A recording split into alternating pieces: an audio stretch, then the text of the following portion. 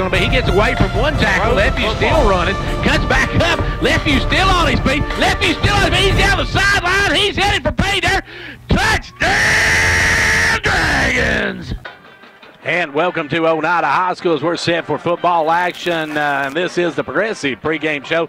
Gary Clark with you here at Oneida High School. Join me, Gary Hall. And Gary, tonight it's a battle of two of the top-ranked teams in the state in their divisions. Yes, it is, Gary. You know, expecting a good football game tonight between Oneida and York here. And like you said, both teams are ranked. And this, you know, might be eerily similar to maybe a Coalfield game we did a couple weeks ago. It looks it could be a very similar game. Coalfield, of course, also one of the top teams.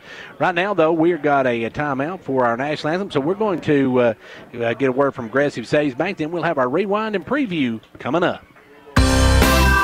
Cheer this year for all our school teams and activities. Get behind our local schools. Join the parent-teachers group and help improve the quality of education. Sponsor school activities.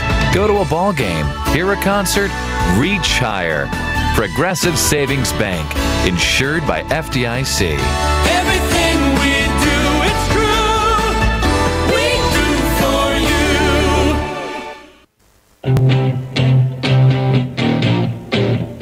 Week number 5 of the Tennessee high school football season saw the return of region action across the state of Tennessee. I'm Dennis Weaver of Friday Night Thunder. Give us 3 minutes and we'll look at the highlights for the teams in the Friday Night Thunder network area and contests statewide. This is the Friday Night Thunder Week 5 Rewind.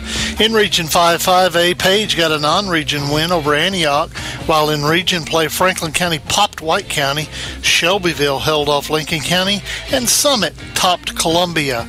In Region 4, 4A, Nolensville knighted Lawrence County, Tullahoma mauled Spring Hill, and Maplewood doubled up Marshall County. In Region 4, 3A, Upperman shut out Cannon County, and York burned Smith County in region games. In non-region play, Grundy County was dumped by DeKalb County, while Sequatchie County had the week off. In Region 4, 2A, Watertown washed away Cascade, Trousdale County flew past Westmoreland, and East Robertson scalped Jackson County. In Region 5, 2A, Columbia Academy blanked Forest, Eagleville conquered Community, and Lewis County dropped Summertown, while Loretta had a bye this week. In Region 5, 1A, Cornersville bested Mount Pleasant, Moore County raided Fayetteville, and Richland tamed Franklin Grace in region games. In non-region play, Huntland torched Joe Burns.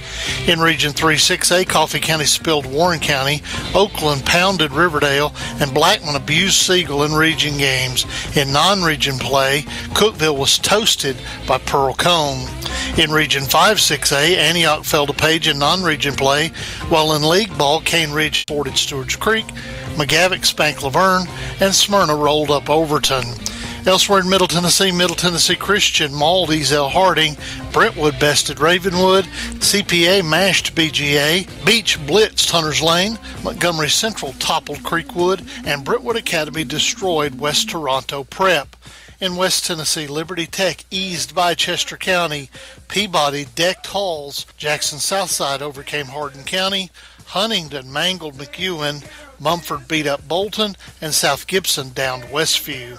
In East Tennessee, Bradley Central raided Cleveland, David Crockett shot down Cott County, Farragut sailed past Jefferson County, Tyner tamed Marion County, Greenville deviled Pisgah, North Carolina, Elizabethton blew through Granger, and Cherokee stunned Volunteer on Thursday night. That does it for the Friday Night Thunder Week 5 Rewind. You can see all the scores from our scoreboard available at our website, FridayNightThunder.com. And remember to get social with Friday Night Thunder. Follow us on Facebook and Twitter. This has been Dennis Weaver for Friday Night Thunder.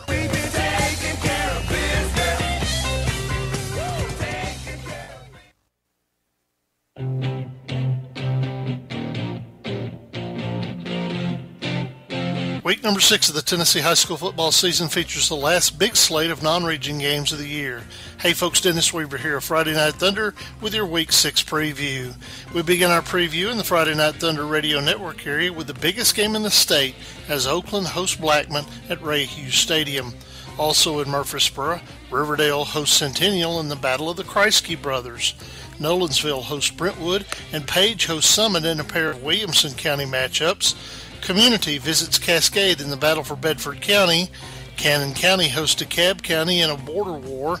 Moore County visits Eagleville. York heads to Indian Country to take on Oneida, and Cane Ridge hosts Smyrna in a huge Region 5 6A matchup. Elsewhere in Middle Tennessee, Spring Hill hosts Highway 31 rival Columbia. Hickman County visits Lewis County in a battle of 4-1 teams. Kenwood plays host to Henry County in a huge Region 7 5A game. Hillsboro travels to CPA. Brentwood Academy will play host to Knoxville Catholic. MBA welcomes Pope John Paul to West End, and Stratford visits Maplewood. In West Tennessee on Thursday night, Hillcrest and Freedom Prep battle at the top of Region 8 1A. Unbeaten Jackson Southside host Bolivar. Dresden visits Peabody. Once beaten Fairleigh visits unbeaten Memphis Central. Huntingdon visits neighboring Milan. Once beaten Gibson County travels to unbeaten West Carroll. Waverly hosts McKenzie. Jackson Northside travels to take on unbeaten Dyersburg. Melrose visits Germantown to take on Houston. Crockett County hosts Lexington, and unbeaten Lausanne visits St. George's in a huge region battle. In East Tennessee, Carter visits South Doyle in a Region 2 5A battle for playoff position. Dobbins-Bennett heads into the Vortex at Alcoa. Farragut travels down Kingston Pike to take on Knoxville West. Fulton hosts Maryville in the biggest game in East Tennessee. Red Bank visits their winless neighbor at Hickson. CAK plays host to Bearden. Coalfield will visit Marion County. Halls visits Austin East. Tennessee High visits Elizabethton. And Ooltewah hosts old rival Soddy Daisy. That does it for the Friday Night Thunder Week 6 preview. You can keep up with all the scores from across the state all weekend long on our popular statewide scoreboard, brought to you by Huff and Puff Trucking. It's found at FridayNightThunder.com. There you can also listen to our post-game show from 9:30 to 11 Central Time each Friday night. If your local radio station does not carry Friday Night Thunder, encourage them to join our ever-expanding network. This has been Dennis Weaver for Friday Night Thunder. We've been taking care of business. Cheer this year for all our school teams and activities. Get behind our local schools. Join the Parent Teachers Group and help improve the quality of education. Sponsor school activities. Go to a ball game, hear a concert, reach higher. Progressive Savings Bank, insured by FDIC. Everything we do, it's true. We do for you. And back here on the Progressive pregame show, thanks to Dennis Weaver and the guys at Friday Night Thunder. We'll be talking with those guys a little bit later as we'll talk to them on the call-in show at 10 o'clock here on WD. Be sure to join us for that. Back on the Progressive pregame show, Gary, you got the number 7 team in Class AA, the 4-1 Oneida Indians, against the number 9 team out of AAA, the York Dragons, at 4-0. This one should be a good, hard-hitting football game. It should, and it'll be played on the line of scrimmage, Gary, on both sides. I expect that Oneida will look a lot like York. They're going to rotate in. It looks like 3 tailbacks, plus they play a fullback. And, they probably do throw the ball a little more than York does. But pretty much going to be a similar game that's going to be won in the trenches on the line of scrimmage, Gary. And whoever gets the better push on the offensive line is going to be able to move the ball. And, of course, as we mentioned, they are top teams in single A. Coalfield sets at number 8. Team York beat earlier this season. York won the toss, and they're going to defer to the second half. And let's see, you've got still to come for York. You got Upperman next week. They're the number 4 team in Class AA, and they've got Cumberland County tonight, Gary. And no offense to the folks in Cumberland County, but that should be one Upperman wins handily. Yeah, that shouldn't be much of a game, Gary. Cumberland County really struggling. Can't get nothing going on offense, so should be an easy win for Upperman tonight. And York probably got a little tougher challenge as they roll into next week's game. Of course, York got to win this one first. And, of course, there's one in 4A of note. That's the Stone Memorial Panthers. Coach Derek Samber, the former York head coach, is the head coach at Stone Memorial now, and they are undefeated and looking very good as well. Let's quickly give you our sponsors for tonight's play-by-play. Thank you for joining us for the Progressive pregame show. Big thanks to the Upper Cumberland Federal Credit Union State Representative John Mark Wendell, Co-op, Hall's Family Pharmacy, First Volunteer Bank, Pizza Hut, Condition Heating and Cooling, Mid-Thrift, Twin Lakes, Casey's Frontier Chevrolet, Jamestown Regional Medical Center, Fentress County Executive Jimmy Johnson, and Southeast Drywall, as well as State Representative Kelly Keesley and State Senator Ken Yeager. And, of course, be sure to join us for our Hall's Family Pharmacy Player of the Game coming up at the end of tonight's action. Gary, they're ready to line this one up and kick it off. Should be a good one. We're hoping to see York going to kick off. They deferred to the second half, and that's something that York does pretty much regularly. Yeah, they do, Gary, and, get the defense on the field here early. Hopefully pin them back deep and play field position here and get your offense on the field, in good shape offensively and able to work with a short field. And you look at the two teams as far as averages this season. Oneida's averaging 35 points a game, York 37. York allowed 6.3 points per game, while Oneida is allowing 11 points per game. So pretty much identical, and we're ready to go. As kicking it away will be Johan West, and he will put a boot in it, and this one's going to be hitting short and headed toward the sideline, and that's going to be a penalty to start the ball game, and that's something you don't like to see to start the game. No, Coach Wright not happy with that. Johan kicked that off the side of the foot a little bit, Gary, and it went out of bounds on the far side, and Oneida going to take over at the 35-yard line. Good starting position for Oneida. They've got quarterback Elijah West. Their tailbacks are Bryson Bertram and Matt Hood. And their fullback is Zach Crouch. You've got receivers Benji Lambert and Aaron Bowling, tight end Matt Terry. And then on their line, you got right tackle is Jake Slavin, right guard Tristan Sieber. Their center is Dakota Chambers. In the left guard, Creighton May, and their left tackle Logan Bell. So it's first possession for the Oneida Indians. They come up looking to get this one started early, as West will be back in the shotgun, and one of those spread teams that York has had trouble handling the pass. They're going to hand it off up the middle. That's some good running room up over the 40 to the 42 for number 5. That is that's Bryson Bertram on the carry there, Gary, and a good run for him, about 7 yards. And they just lined up in the shotgun and handed it off to him. He ran off, tackled through the B gap there for about 7 yards, put him in short field position. And York last week gave up their first touchdowns of the season. They had not given a touchdown up all season defensively until last week against Smith County. They're going to hand it off again to Bertram. Bertram's got some running room. He's up over the 50 to the 46 of the Dragons. And Bertram coming out running hard, Gary, and they're opening some big holes for him. Yeah, they are. He's had a big hole to run through, and he's kind of a big back, Gary, a little tall and, well built and runs hard. And, you got to hit him low to bring him down. And Oneida's moved into York territory in 2 plays. So York now backing up as we got a whistle there. We're waiting. And it looks like they're going to make Cooper come out. I'm not sure. He may have an equipment issue or something here. He may have some blood on him or something. Yeah, he's showing him his hand. He must have a cut on his hand, as that's going to bring in for the Dragons number 25, which is Zach Gibson. Gibson will come in. York showing blitz. They're going to hand it off this time. Number 35, he'll go over the right side, and he pushes forward, or left side pushes forward for about 3 yards, and that's going to be Hood on the carry. Actually, that's Zach Crouch on the carry there. That was the fullback that time. They ran in front of the tailback. Good job by the Dragons to get him down. He only picked up about 3, so going to make it 2nd and 7 now for the Oneida Indians. As the Oneida Indians looking to pick up their 5th win on the season, the Dragons trying to stay undefeated on this year. They'll come back up there, and it'll be in the shotgun goes West. West.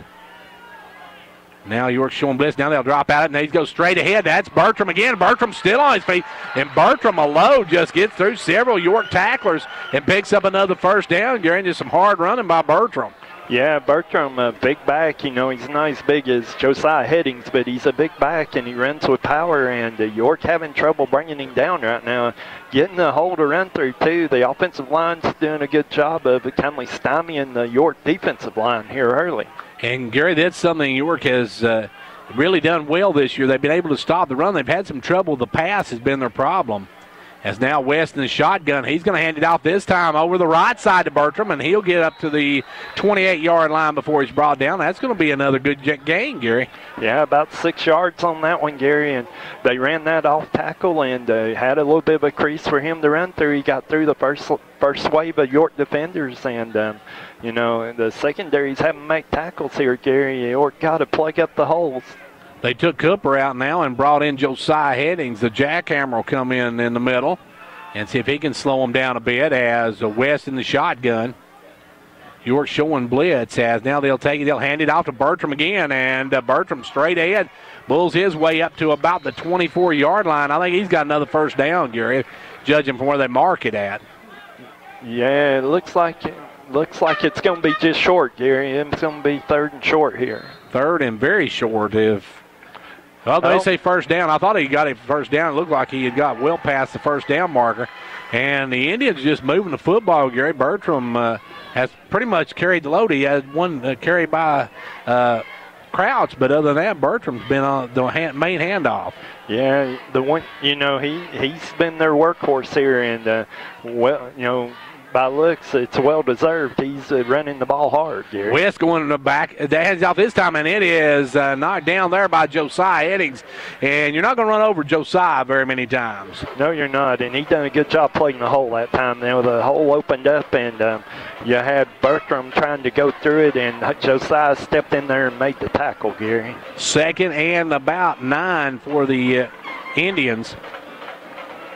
York needing a stop here. York has not given up but 2 touchdowns on the season against their defense. They've given up 1 offensive touchdown. They had a fumble that was taken in and a punt return for a touchdown, so they've not had a whole lot of those. Now here comes Bertram again, and Bertram just bulling his way up over the 20 to about the 24, Gary, and that's going to be 3rd down and looks about to be 5 to go for the first down.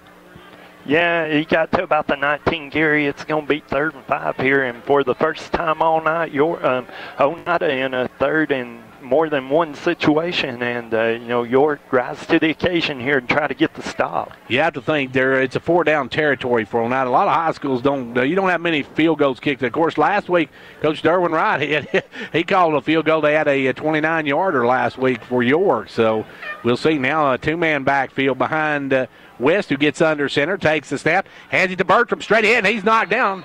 And good job that time by the Dragons, Cooper, I believe. Cooper, Lander Clefview also in on the play, Gary. You know, nice job by them. And we may see the field goal unit here. I was just going to say in warm-ups, they were kicking 40-yarders pretty regular, Gary, so and making them. So they're lined up to go for the field goal here, about 38-yarder. And that's going to be Rimsey Chitwood. Rimsey Chitwood will try the extra point. Or not the extra point, but the field goal. Elijah West, the quarterback, will be holding. And this is going to be about a 37-yarder, 38-yarder. Snap is down. The kick is up. The kick is good. The Oneida Indians march down the field, put up a 3-spot, and they take the early lead on the York Dragons with 6:38 left to go here in the first quarter. It's 3-0 Oneida. Whether you're competing on the athletic field or working hard in the classroom, remember you have the support of First Volunteer Bank, the bank with personality. We're behind you 100% of the way. Good luck to all the area teams. Play tough and play fair. And remember, when it comes to helping you with your banking needs, we're First Volunteer Bank, the bank with personality. Member FDIC, equal housing lender. And now over and over. It's First Volunteer for you. Well, a big field goal by Oneida, and they're on the scoreboard first. And, Gary, like you said, I think he could hit that one from the 50. Yeah, that was good from about 50 yards to carry at least. You know, he got all of that one, and it was easily down the middle from 38 yards. And we'll see now what the Dragons can do. I think that's Drake and is that Miller and Drake back. Miller and Drake back deep, and Chitwood kick it off, and Chitwood's going to drill this one, and Drake will take it at the 9. Drake up to the 10 to the 20, still on his feet, pushes ahead, straight ahead up to the about 28, 29-yard line, Gary. That's a pretty good return by the Dragons. That's some good field position to start. Yeah, it is. That ball, while it was kicked deep, it was a line drive, Gary, and gave Drake a chance to return it, and he brought it up the right sideline up to about. And we'll see now what the Dragons can do with their first possession. As Oneida marched down, hit a field goal, a 38-yard field goal, and take the early lead. And the Dragons going to have it 1st and 10 now at their own 29-yard line. They got Josiah Headings in the backfield. You've got Cooper and Miller on the wings. And you got right up the middle goes Josiah Headings. They're going to show the bull off first. He breaks one tackle, breaks another before they finally bring him down. Against Smith County last week, Gary, he ran through 8 Owls before they finally got 3 kids on him and tackled him, brought him down the 1-yard line. He was just a monster, and he's a hard load when he gets going downhill. Well, it took 4 on that play, and finally, Zach Couch brought him to the ground, Gary, but not before he got 3 yards on that, so it's 2nd and 7.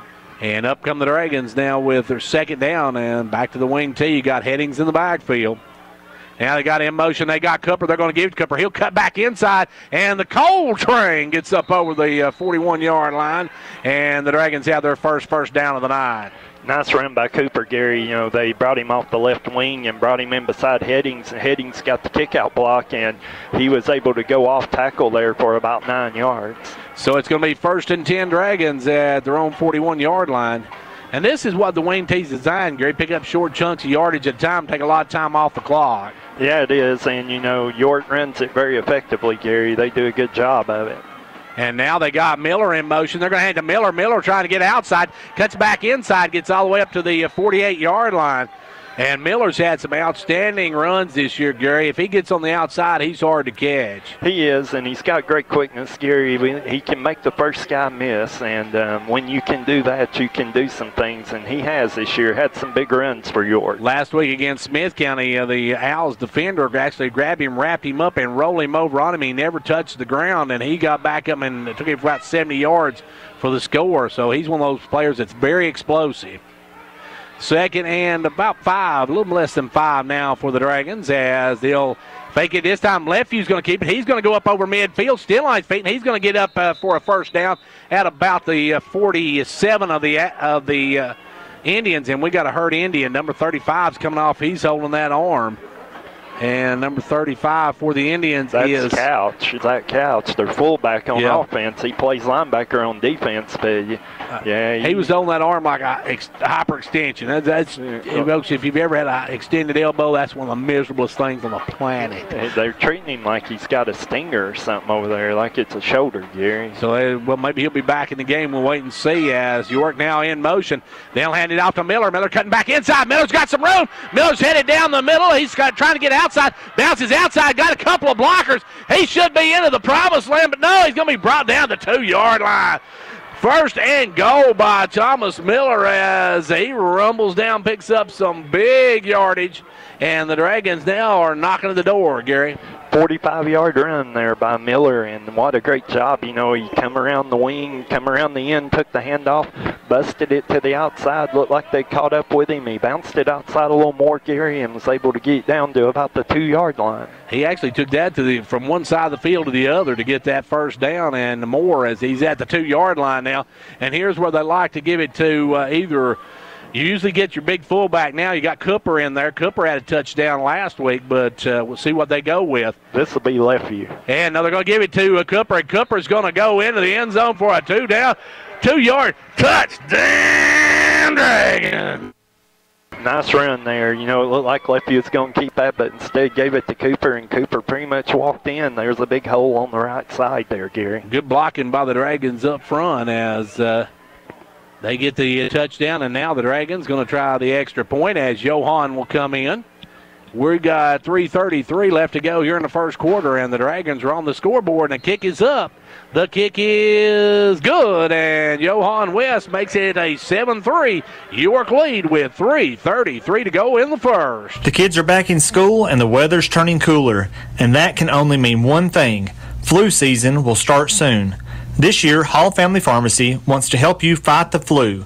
Getting a flu shot means that you are 60% less likely to get the flu virus. This year at Hall Family Pharmacy, we are excited to make a $1 donation to the local children's shopping spree for each flu shot we give. So don't let the flu knock you out, and come by Hall Family Pharmacy for your annual flu shot. You won't be the only one glad you did. Well, the Dragons take the lead after they marched down the field after the Oneida field goal, Gary, and that was a pretty nice set of downs for the Dragons. A good run by Miller again. It was a great run by Miller, but a good drive by York. I don't know, 7 or 8 plays there, methodically moved it down the field, Gary, and cashed it in for a touchdown. And now Johan West going to send it over to the right side and take it there and bring it up and gets past the first line and still on his feet up to about the 31-yard line. That's a good return by the Indians. Yeah, that was number 22, Colby Morgan, on the return, and a nice return. Took his time, dodged a couple of York defenders, and they have it outside the 30-yard line, Gary. They had it at the 35 to start their first drive, and they'll come up now with it at around the 31-yard line, nose touching the 31. And it'll be Oneida with a 1st and 10, now trailing 7-3 in this one. Be interesting, they're without their, I don't know if they're starting fullbacks back in back or in there. No, this is 34, I believe. That'll be Johnny Manus. Got to watch for Bertram in this one, as they're going to toss it to Bertram. Try to get. No, actually, it's not Bertram. It's going to be a pitch, and that went nowhere. As York's Josiah Headings put the jackhammer down, and he laid him out back for about a 3-yard loss. Yeah, that was Colby Morgan, the returner, on the carry there, and that pitch, slow developing play, and York able to fill the lanes and close it down, Gary. So we'll see now Oneida with a 2nd and long. If they try to throw, not seen West try to throw the ball yet. We'll see if what kind of passing attack they've got here. I think as it should be a passing down. And I don't see Bertram in the lineup. He is not in the lineup. Now they're going to quick out it, and that one's almost picked off, but they're going to drop it at the 34. That was almost taken away, Gary. Yeah, it was. A good play for you. I think that was Gibson, wasn't it? Yeah, I think it was. No, actually, it was Jacoby Allen on the coverage there, and good job by Jacoby on that one. He was playing the defender. If he's happened to turn and look at the ball by chance, that was right in his lap. And now that's going to make it 3rd and 13, so we'll see what the Indians do here. They're going to have to get a big chunk of yardage. They got to get all the way up to the 41, their own 41. They're sitting right now at the 27. And York showing blitz as they'll drop out now. Back goes West. He's looking, gets away from one. He's going to dump it off to number 22, and that's going to have to get a lot of yardage. But he breaks the tackle and almost gets it, Gary, but he's going to come about 4 short. Yeah, he is. York they had 3 defenders over there and able to close that down, though, and it was Ben Cooper on the tackle. Cooper come in, but able to stop him before he gets it down, and now the Indians going to punt it away. It was kind of odd, Gary. They had a great first drive, but Bryson Bertram staying on the sideline for that drive, Gary. He wasn't even in the game. He was their workhorse on the first drive. And now York's going to have to call a timeout. They had too many men on the field, and, that could have been a big penalty right there. So Coach Derwin Wright, councilman, sees that he's got a dozen out there, so he'll take a timeout, and we'll take one with him. This is a critical time for our nation. It's hard to know what to believe in. One thing we know is true. The National Rifle Association has endorsed John Mark Wendell for his vigorous defense of the Second Amendment freedoms. John Mark Wendell is solid pro-gun and pro-hunting and has earned NRA's endorsement and an A+ rating.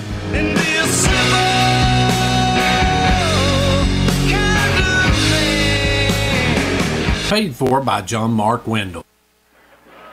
Well, Gary, I would not want to be that 12th guy that was out there. I believe it was Josiah Headings, Gary. He was the one that was trying to get off the field before they snapped the ball. He was the one, I think. Had they got that penalty, it would have been a big penalty as Oneida would have got the first down. Yeah, that would have been a first down. Morgan going to punt it away, and we got Lathan Drake all the way back at the 21-yard line. High snap. He'll get the punt off, and it's a line drive. And Drake's going to take the big hop, and he will bring it at the 18 up to about the 21. He goes down, and Gary, that was one of them turf tackles there. Yeah, he tried to make a cut, slip and fell, but York is going to have it right at the 21-yard line. So 1st and 10 for the Dragons. They lead it 7-3 with $1:56 left to go here in the first quarter.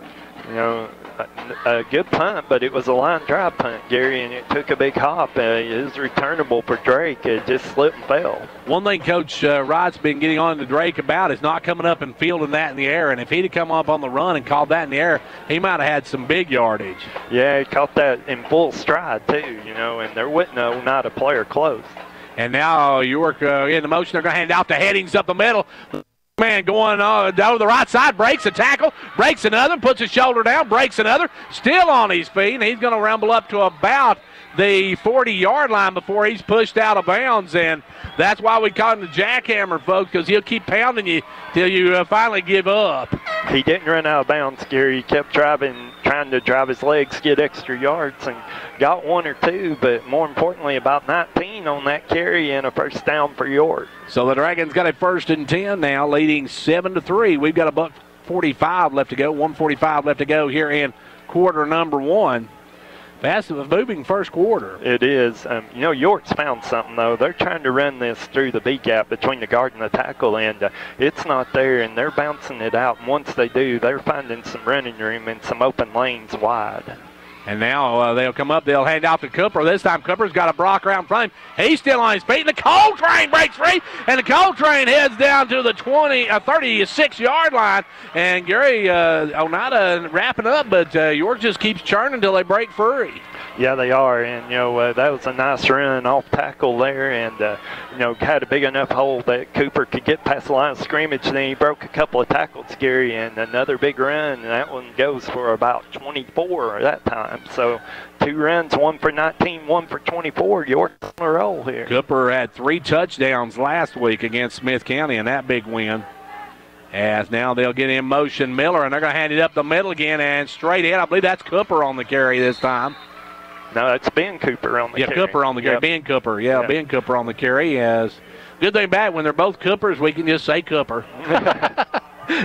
That's called cheating in radio terms, folks. Yeah. 2nd and short now, Gary, and the Dragons definitely in 4-down territory at Oneida's 30. They're not going to try a 37 or 47-yard field goal. No, they're not, but they're in business. 7 yards on that one. It's 2nd and short, and York's really moving on offense. And this is probably going to be the last play of the first quarter as we got 18 seconds left to go. They're going to hand out to Miller over the left side. Miller cuts back inside, and he fights his way up close to another first down, but I think he's going to be just short of the first down.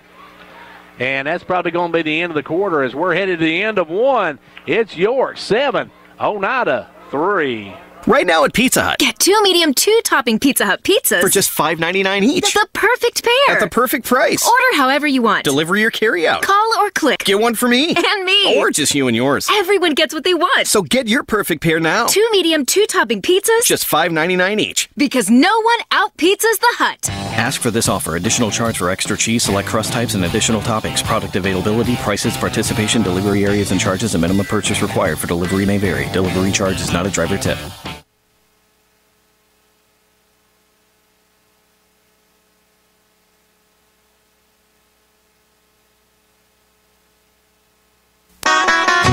Ventures Farmers Co-op, happy to be a proud sponsor of York Dragon football.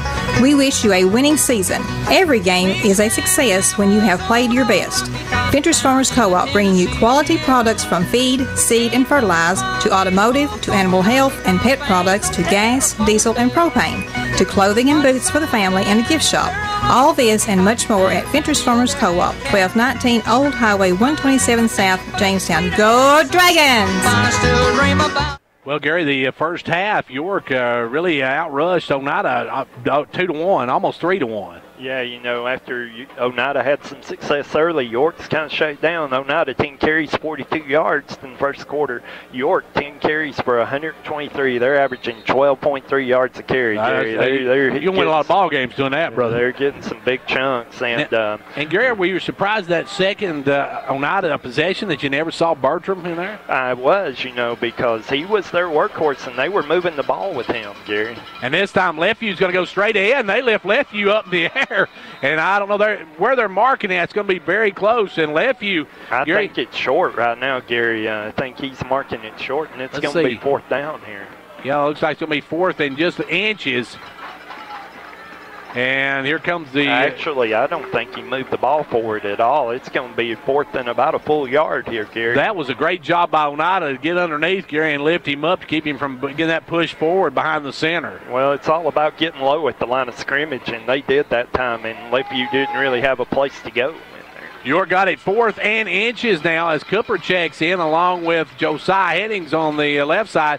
Josiah's going to get the football, and Josiah's trying to bounce outside. They're going to spin him down, drop him at the 30-yard line. Good play by the Indians, number 20.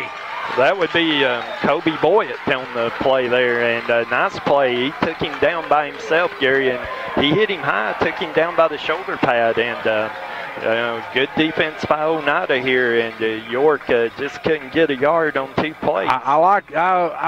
I don't know about the call, Gary. I didn't like maybe the bounce outside. I would have probably just took it straight up the middle and tried to go man-on-man on that one. I kind of think that's where it was supposed to go, Gary, and Josiah may have bounced that outside. So now it's going to be 1st and 10 Oneida after they stop them on the downs. The Dragons stopped here tonight, and now West back in the shotgun. And I don't see Bertram again, Gary. Yeah, I think he is lined up at tailback this time, Gary. Now York, and we're going to have Oneida is going to, I believe, have to call a timeout as York's showing blitz. So Oneida takes a timeout, and we'll take one with them after we tell you the score with 11-11 left to go in the first half. It's 7-3, York. Your hospital in Jamestown has been tailoring its services to meet the needs of area residents for many years, and for one reason: to keep you, your family, and your neighbors healthy. Now we are proud to be serving our community once again as Jamestown Regional Medical Center.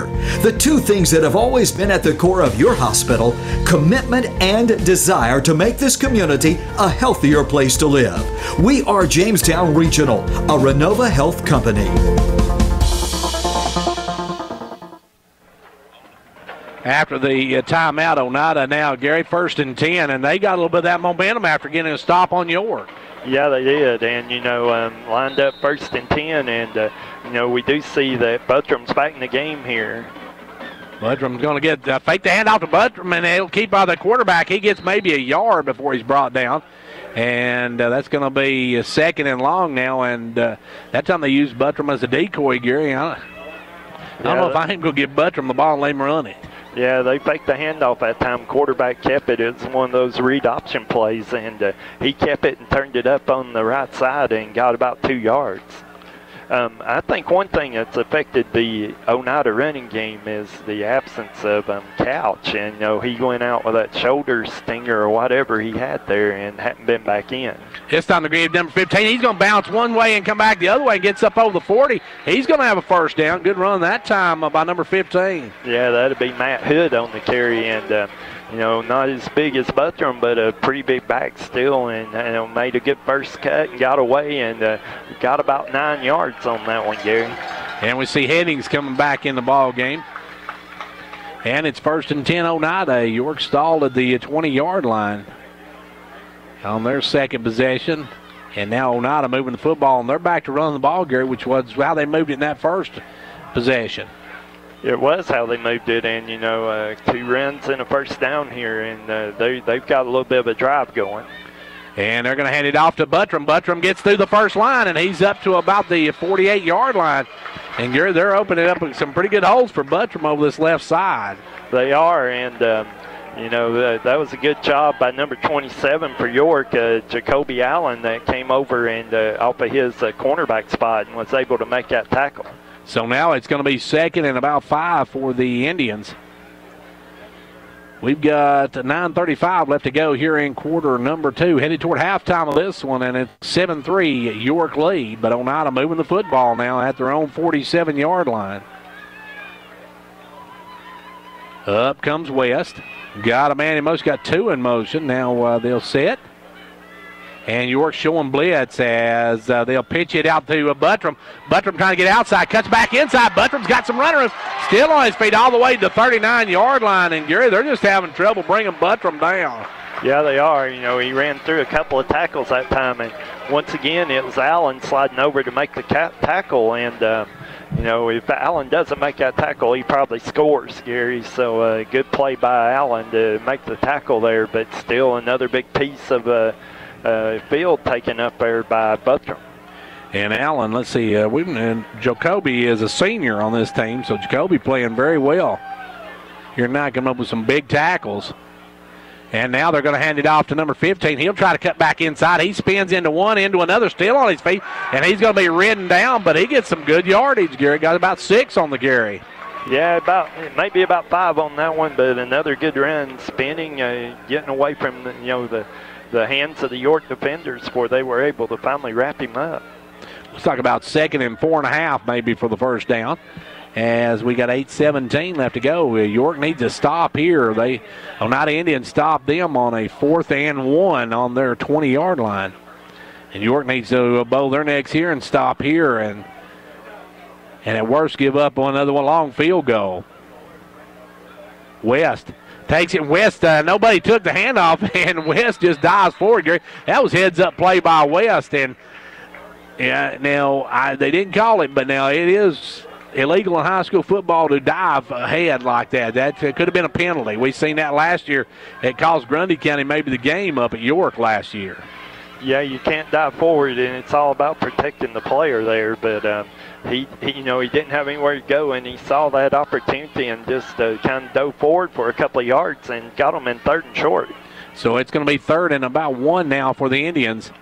They're trying to march down and get some points on the board. They'll hand it to the big guy up the middle, and he's going to bang ahead easy for the first down as he gets to the 27-yard line. That was big number 34 on the run. That was Johnny Manus, I believe, on the run. Yeah, Manus, who's come in at fullback, got the carry there. And we've seen on 3rd and 1, 3rd and short a couple of times. They gave it to the fullback, Gary. They're not running with Buttram, the tailback. They're doing a quick hitter to the fullback and just going up the middle and have cashed those in for first downs. Things getting a little chippy out there, I believe, now as the officials bringing both teams over to talk to them. Don't want nothing to get out of hand. This is not a region contest. You certainly don't want to get the TSSAA on you for some infraction, a non-region game for sure. Yeah, I don't think Manus was real happy with the way he's brought down there, and kind of, there was some back and forth, but nothing too major. 1st and 10 now as West. He's going to hand it off this time, man. That one's going to be stopped immediately. Good job by Landrick Lefevue to come up and put the stick on number 22. Yeah, you put, Colby Morgan on the carry, and Lefevue just stepped up in the hole and made the tackle, and that's what York's got to do because Oneida is blocking the line, and they're opening the hole, and the linebackers have got to come in and fill that hole and make the tackle, Gary. So it's 2nd and long. A good defensive job by Lefevue on that one. The Dragons need to stop here as the Indians are at the 26-yard line, and we've got 6:35 left to go in the first half, and it's a 7-3 York lead. Couple men in motion now for Oneida. As they'll take the snap, they're going to pitch it out this time. Number 22, he tries cut back inside, does. He's still on his feet down to the 17-yard line. And he's going to be a little, might add the first down marker, I think, Gary. They're going to say 3rd and about, well, that's about as close as you can get. Yeah, it's going to be 3rd and less than inches, really, literal inches. If the down marker and the guy holding the chain were any closer, they'd be on a date. They're going to measure this, I think, Gary.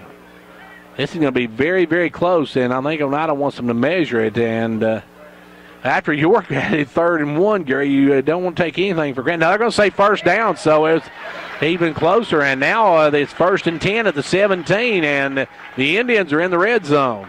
Yeah, they are, and have moved the ball very methodically, just a lot of runs. We've not seen many passes. York hadn't thrown the ball yet, and Oneida's thrown 2, completed 1, but this is a running man's football game, and Oneida on the move right now. And they're going to have to Buttram, and Buttram gets through the middle, and he's going to get all the way up to the 8-yard line, 9-yard line maybe is going to mark him. And another big run right off the bat for the Indians. It's going to be 2nd and short, Gary, and the Indians are knocking at the door. Yeah, they are inside the 10 here, Gary. 2nd down 2, and a nice run on first down for Buttram. York got to come in and fill the holes here. They did that on the drive where Oneida kicked the field goal. You need a couple of stops here for York. And York had to take somebody out. Got some blood on his knee, so they're going to take him out. He was number 76, if I'm not mistaken, which is Bryce Slavin. And they call him, if you're in, where was it we were at? And they called him holding. Cofield. He was holding in Cofield, but he is Bryce to us. And Bryce goes out as they'll have to put something on him. He's bleeding a little bit from the knee. And now it's going to be 2nd and about 2 for the Indians. They can get a first down without the touchdown. And they're going to hand it to the man coming through, and he's going to get up to about the, looks like maybe the 5-6 yard line. He's going to be very close to the first down, Gary. Yeah, he is, and that was 34, Johnny Manus. They gave it to him kind of in that wing T formation that York runs out of, and he was right at the first down. Looks like maybe a little. They're going to give him first, I believe, 1st and goal now for the Indians, I believe. As yep. 1st and goal now for the Indians at the York 7-yard line. Now the Dragons really got to bow their neck. Yeah, 1st and goal here, and York defense got to make a stand, Gary. The Dragons have been run on pretty much at will by the Indians. As up will come West. West in the shotgun. He's got Buttram beside him, and I'm going to bet they're going to get a big dose of Buttram right here. They hand it off to him. He's going straight ahead. He's into the end zone for a touchdown, Oneida. The Oneida Indians pushing in a touchdown with 4:30 left to go here in the quarter, Gary, and he went in pretty much untouched. Yeah, he did. They ran that off the guard there and had the fullback trying to help open the hole, and effectively did. I don't know. York laid a hand on him before he was in the end zone. So now it's going to be the extra point by number 13. That is Chitwood. And the ball is down. The kick is up. The kick is good. The Oneida Indians take back the lead. We got 4:30 to go in the first half, and it's 10-7 Oneida.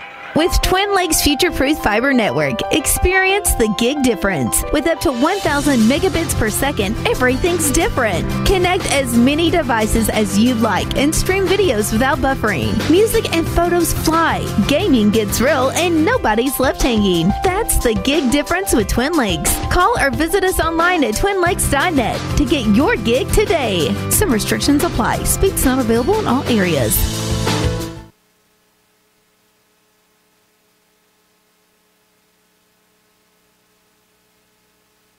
Well, Gary, Oneida marched down, and an impressive drive just ran it down York's throat pretty much. Yeah, they did, Gary. A lot of runs, and 2 or 3 different guys doing the running, but primarily it was Bryson Buttram who finished it off from 6 yards out for the touchdown. That is only the 3rd touchdown given up by the York defense this season. As it will be Chitwood to kick it away. You got Drake and Miller back deep. And the kick is going to be taken by Miller. Miller bobbles it, picks it up. Good job by Miller. He'll go straight ahead, and he's going to be knocked down as he gets about to the 30. And, Gary, he about coughed that one up. He did. Actually come running up at full speed trying to make the catch. Bounced off his hands, and fortunately it took a good bounce where he could pick it up on the dead run, Gary, and was not able to make a move at that point, but did get out to the 30-yard line. Now, Gary, the Dragons marched it down first time, scored, marched it down the last time, and went for it on 4th down and come up short. The Dragons been able to move the football. They have, and you got to build another drive here and cash this in. 4:25 to go here in the first half. You want to be in the lead at halftime. And they got a man in motion. It's going to be Lefty back. Lefty's going to get the quick out, and that one's going to be dropped. Incomplete out there to Drake. And Drake had that little quick 5-yard out, Gary, but couldn't hang on to it. Yeah, they tried to throw the outplay, and Lefty pumped the ball, had plenty of time to throw, and Drake open, just didn't catch it, Gary. And, a big play on first down. You didn't get any positive yards out of that. You don't want to get here and give the ball back to Oneida before halftime, Gary. Now, York will get the ball to start the second half, so if they can march it down here and put some points on the board before halftime and get the ball to start the second half, they'll be kind of in business. This time they're going to give it off to Cooper. Cooper over the right side. Cooper's going to be hit as he gets up over the 35-yard line, right at the 35. Yeah, so, about 5 on that one, Gary. So it'll be 3rd and 5 for York. Something manageable here for them. We'll see what they do here as York comes up. They need 5 yards on this one. York been able to get 5 yards consistently tonight, Gary. You just got to run your offense here and run the plays that you run the best and pick up this first down. Probably the only time York hadn't been able to pick up the fives when they did get that 1 yard. And now Lefeview drops the football. It's on the ground, but I think York come up with it. And that's going to be 4th down for the Dragons, and that's what you definitely didn't need. No, you didn't, and he didn't get the snap from the center, Gary, and ball on the ground. He had to dive on it, and, York going to have to punt here. And, Gary, this gives Oneida back the football before half. They've got 3:21 to try to march it down the field. We'll see what they do here as York will punt it away. Josiah Headings back to do the kicking. Yeah, the Headings will kick this. It looks like we got number 22, which is Colby Morgan, back to return for Oneida. And the snap. Headings gets a boomer on this one as it's going to sail over the head and roll and roll and roll and roll and roll and stop at the 6-yard line. Great kick by Josiah. That was the best kick I've seen him make all year, Gary. Excellent punt, painted over his, Morgan's head, and Morgan didn't try to retreat to get it, and it just bounced and died at the 6-yard line. So there's 7-yard lines where they're going to mark it. So York backed them up here. 2:49 to go in the first half. You need a stop if you're York. If York gets a stop here, Gary, they might get the ball back in enough field position to try for a touchdown before halftime. They do get the ball to start the second half. Yeah, York with 2 timeouts here, so they may try to get the ball back. It's back in the shotgun. They'll hand it off to Buttram. This time Buttram dragged down from behind. Good job by the Dragons to knock him down that time. Maybe got a yard or 2. Looks like about 2 on that one. Depends on where they mark it. I think they're going to give him about 3 on that one, Gary, and there's a flag down. And we'll see what the flag is. And that's used in the area of holding, but we'll see what they call.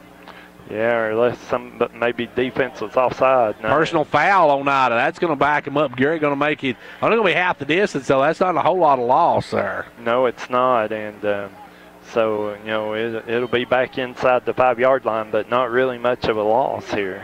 So that was a 3-yard penalty. I'll take a 3-yard penalty most time, but now the Dragons really need to get some pressure. They can't let them get out. If they get out and get some some positive territory. That must have been after the play, Gary, so they've got it marked 2nd and 10. I'm not sure that's right. It's 2nd and 13, actually, from where they've got it spotted as. They're going to hand it off to Buttram. Buttram tripped up. This time, good job by the Dragons. And, Gary, the Dragons have got to stop Buttram. He's just been dominating up through the middle. Yeah, York going to take a timeout here. York's only got 1 left, so we'll take a timeout with them with 2:09 left to go in a quarter. It is 10-7, Oneida. Keeping your comfort in mind. Call 879-5909. Conditioned heating and cooling. Is this so hot in your home that your family is playing rock, paper, scissors to see who gets dibs on the freezer? Then it's time to call us. With 24/7 emergency service and a full line of energy-efficient American Standard heating and air conditioning equipment, we've got you covered this summer, so you can use your freezer for what it's really meant for. Call for a free quote today. Back here where Oneida has it 3rd down. Gary, you were right. That penalty a moment ago must have been after the play because it's a 3rd down and 10 now for the Indians. And the Dragons had to burn their 2nd timeout. I guess they wish they had that one they burned earlier back. Yeah, they had 12 men on the field for punt coverage and, had to call timeout to get the 12th man off the field, Gary. And a big timeout now. If they stop them here, they're going to have to use their 3rd timeout to, stop the clock for the punt. And now it's going to be West in the shotgun. We'll see if they play it safe here. They do. They hand it off. It's going to be a keeper by the quarterback. He's not going to get the 1st down, though, as he gets up to the 10, and it's going to be 4th down and long, and New York's probably going to take a timeout here, Gary, and save as much time as possible. Well, they haven't taken it yet. The clock's still running, Gary. So you're going to drop a man back. Maybe they're saving it and hoping to get a big play as the Indians are caught. What do you think on this? I think I would have took that timeout. I'm pretty sure they got 1 left. They should have 1 left. They've used 2, so they should have at least 1 left. And it's going to be back to punt it away. Is that 22 back to punt it away, I believe? Yeah, it is 22, and that will be Colby Morgan back to punt. And York got 2 men up. It's Miller and Drake both back here to return the punt. So Oneida will punt it away, and they're going to wait till 1 second. They're going to call a timeout. Timeout on the field. We've got 1 second left to go in the first half. It's a 10-7 Oneida lead. He's on the 30. He's on the 20. He's on the 10. It's a touchdown. There's nothing like football. The lights, the cheers of the crowd, and getting a chance to see our local athletes and kids give it all they've got. Come to a game. Support our local schools. Upper Cumberland Federal Credit Union, a better way to bank. Federally insured by NCUA. Online at ucfcu.org. Well, Gary, the Oneida Indians, they did an excellent job waiting to 1 second left on the clock and then called a timeout so they could run as much clock as possible. Are you surprised York maybe didn't call the timeout? Yeah, I'm pretty sure they had a timeout, Gary, and, would have thought they would have took it there. And actually, it's not Miller back in the punt return here. It's Barger. Barger and Dalton Barger. Yeah, Barger and Drake back to return the punt here from Oneida's Colby Morgan. The freshman and the senior as the punt is off, and they're heading it toward Barger. Barger gets the big hop, and he lets it roll. And, oh, that wasn't what York needed there as it rolls all the way back to the 39-yard line. That's something you didn't want to see, Gary. No, it took kind of a sideways hop and got away from Barger, but you got to try to run up and field that punt, Gary. And, Barger didn't do that time and cost York about 15 yards in 5 or 6 seconds. So a minute 4 to go here, and York with the ball. 64 ticks left on the clock. We'll see what the Dragons do with it. Now, York had an interception late in the first half against Smith County. They threw one up trying to get something, and Smith County picked it off. But we'll see what York does here. As under center goes Lefevue. Got a man in motion, fakes handoff. He's going to roll out, still rolling, gets away from one guy, gets away from another, and he's going to be sacked all the way back to the 34-yard line. And Gary Oneida played that about as good as you could. Yeah, that was a coverage sack. They had one guy in the route, and he was covered, and Lefevue just scrambling around, tried to get away, and it was actually Bryson Buttram who got the sack. So now the Dragons take their final timeout. We'll take it with them as they trail it 10-7. Right now at Pizza Hut. Get 2 medium 2-topping Pizza Hut pizzas For just $5.99 each. The perfect pair. At the perfect price. Order however you want. Delivery or carry out. Call or click. Get one for me. And me. Or just you and yours. Everyone gets what they want. So get your perfect pair now. 2 medium 2-topping pizzas. Just $5.99 each. Because no one out-pizzas the Hut. Ask for this offer. Additional charge for extra cheese, select crust types, and additional toppings. Product availability, prices, participation, delivery areas, and charges. A minimum purchase required for delivery may vary. Delivery charge is not a driver tip. Gary, as we head toward halftime, Oneida, a good job that time against the pass, and York not known as a passing team. No, they're not. They're a running team, and, and if you need any evidence of that, you're in a passing situation and they drop back to pass, but, you only got one guy in the route. That's really, evidence that you're not a passing team, and it'd be interesting to see what York does here. I think York I might go for the little screen pass as this time Lefevue got away from everybody. He's still rolling. He's going to get back to the line of scrimmage maybe as he is brought down at right about the line of scrimmage, and that's going to be 3rd down and long. And we're under 38 seconds left to go here. Actually, going to be under 30 by the time York snaps it this time, Gary. And York's going to hurry up and quickly get to under the center. They got 3rd and about 14. Got Miller in motion. They're going to fake to Miller. And here comes the rush. And Lefue's going to be sacked again. Lefevue sacked back at the 32-yard line. And that may be the last play of the first half as Oneida will send somebody back, but unless they call a timeout, I don't think they're going to have an opportunity. No, and that was Colby Boyd on the sack there, and Lefevue, they blitzed off the edge and no opportunity to throw, Gary. Well, we're at halftime of this one now as that was the last play, and something the Dragons are not used to, Gary. They trail at the half. Yeah, they do, trail 10-7, and that last drive not typical of what York does, but they get the ball to start the second half, Gary. You can get back in the rhythm here, and they have moved the ball effectively in the first half. Don't go away, folks. We'll be back with the Old Ben Franklin halftime stats right after this break. Campfires and s'mores. Man, we need to go camping. Hey, y'all. Cherie sells with Casey's Wholesale Campers in Livingston. Enjoy this beautiful time of the year and make priceless memories with your loved ones in your next home on wheels. I have luxury travel trailers to perfectly accommodate a couple on up to larger campers that can sleep multiple families. Come see the huge selection on the 111 bypass in Livingston or shop in your pajamas at kcchevy.com. Click the Casey's Campers tab to see camper photos, prices, and apply for financing on our secure website. Be a happy camper with Casey's Wholesale Campers in Livingston. Like a great sports team needs a great captain to lead them, a county needs a great executive to move it forward. And Fentress County has it in Jimmy Johnson. Jimmy believes in this county and its endless possibilities. So for great sports and a great county, be like County Executive Jimmy Johnson and back Fentress County all the way. Over 80% of business owners say loyal customers are the keys to a successful business. At Hall Family Pharmacy, we appreciate our loyal customers and want to thank you by offering you a copay pass. With the Hall Family Pharmacy Customer Loyalty Program, come by the pharmacy and pick up a punch card. Every time you fill a prescription, you will get a punch on the card.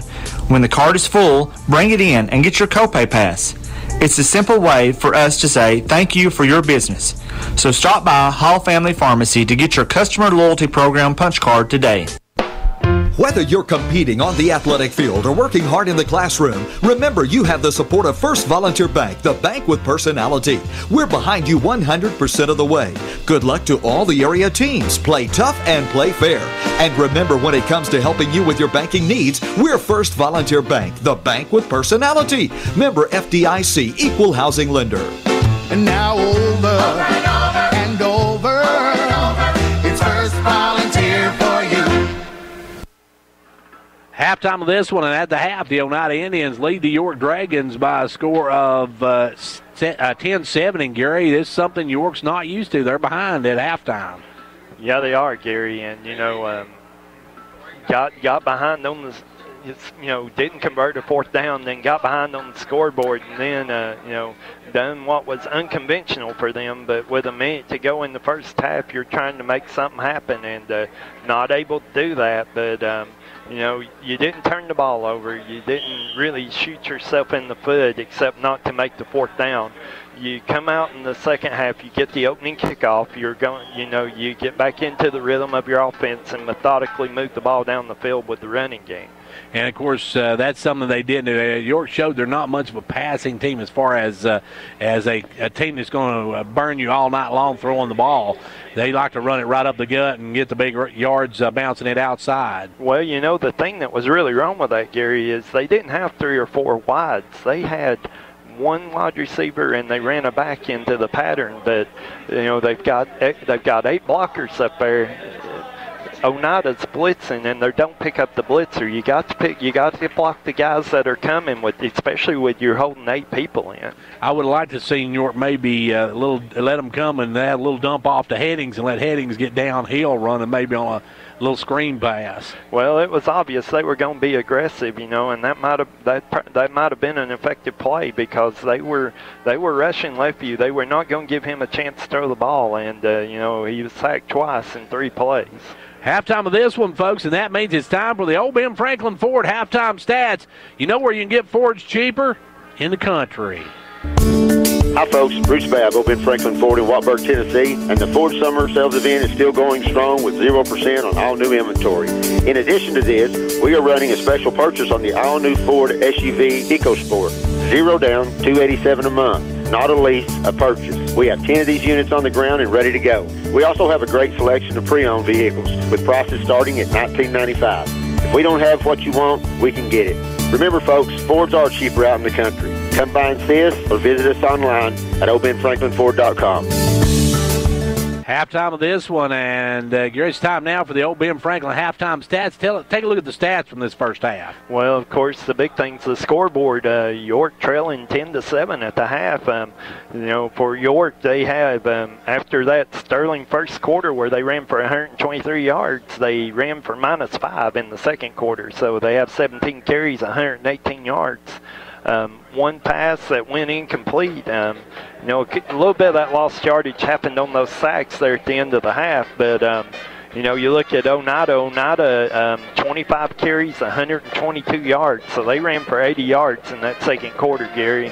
And they've completed one pass for 9 yards. And, that a couple of the big things in the game is both teams' ability to run the ball, but both teams were stopped in third and short and fourth and short opportunities. Oneida stopped on their first drive on third and short, was able to kick a field goal. York stopped on fourth and short, and Oneida takes it back the other way for a touchdown, a long drive. And I think, if I look at all these stats, probably the most telling thing, two running teams, but Oneida with almost a 2-to-1 advantage in time of possession. They've had the ball 15 minutes and 25 seconds, and York's only had it for 8:35 in the first half. Individual stats in his first half. Thomas Miller's got 53 to lead the Dragons rushing. You've got Bryson Bertram with 83, and York has just not been able to stop him. He's averaging 5.8 yards a carry. And let's see, passing, Lefew's 0 of 1. Elijah West is 1 of 2. And punting, Josiah Heddings has 1 for 59. Kobe Morgan 2 for 97. Lathan Drake has 1 return for 5 yards. And let's see, kick returns, Miller has 1 for 14. Drake 1 for 19. Morgan has 1 for 18 for Oneida. Tackles, Landrick Lefew leading all tacklers with 10. And he's got a total of 10. 8 unassisted and 2 assisted.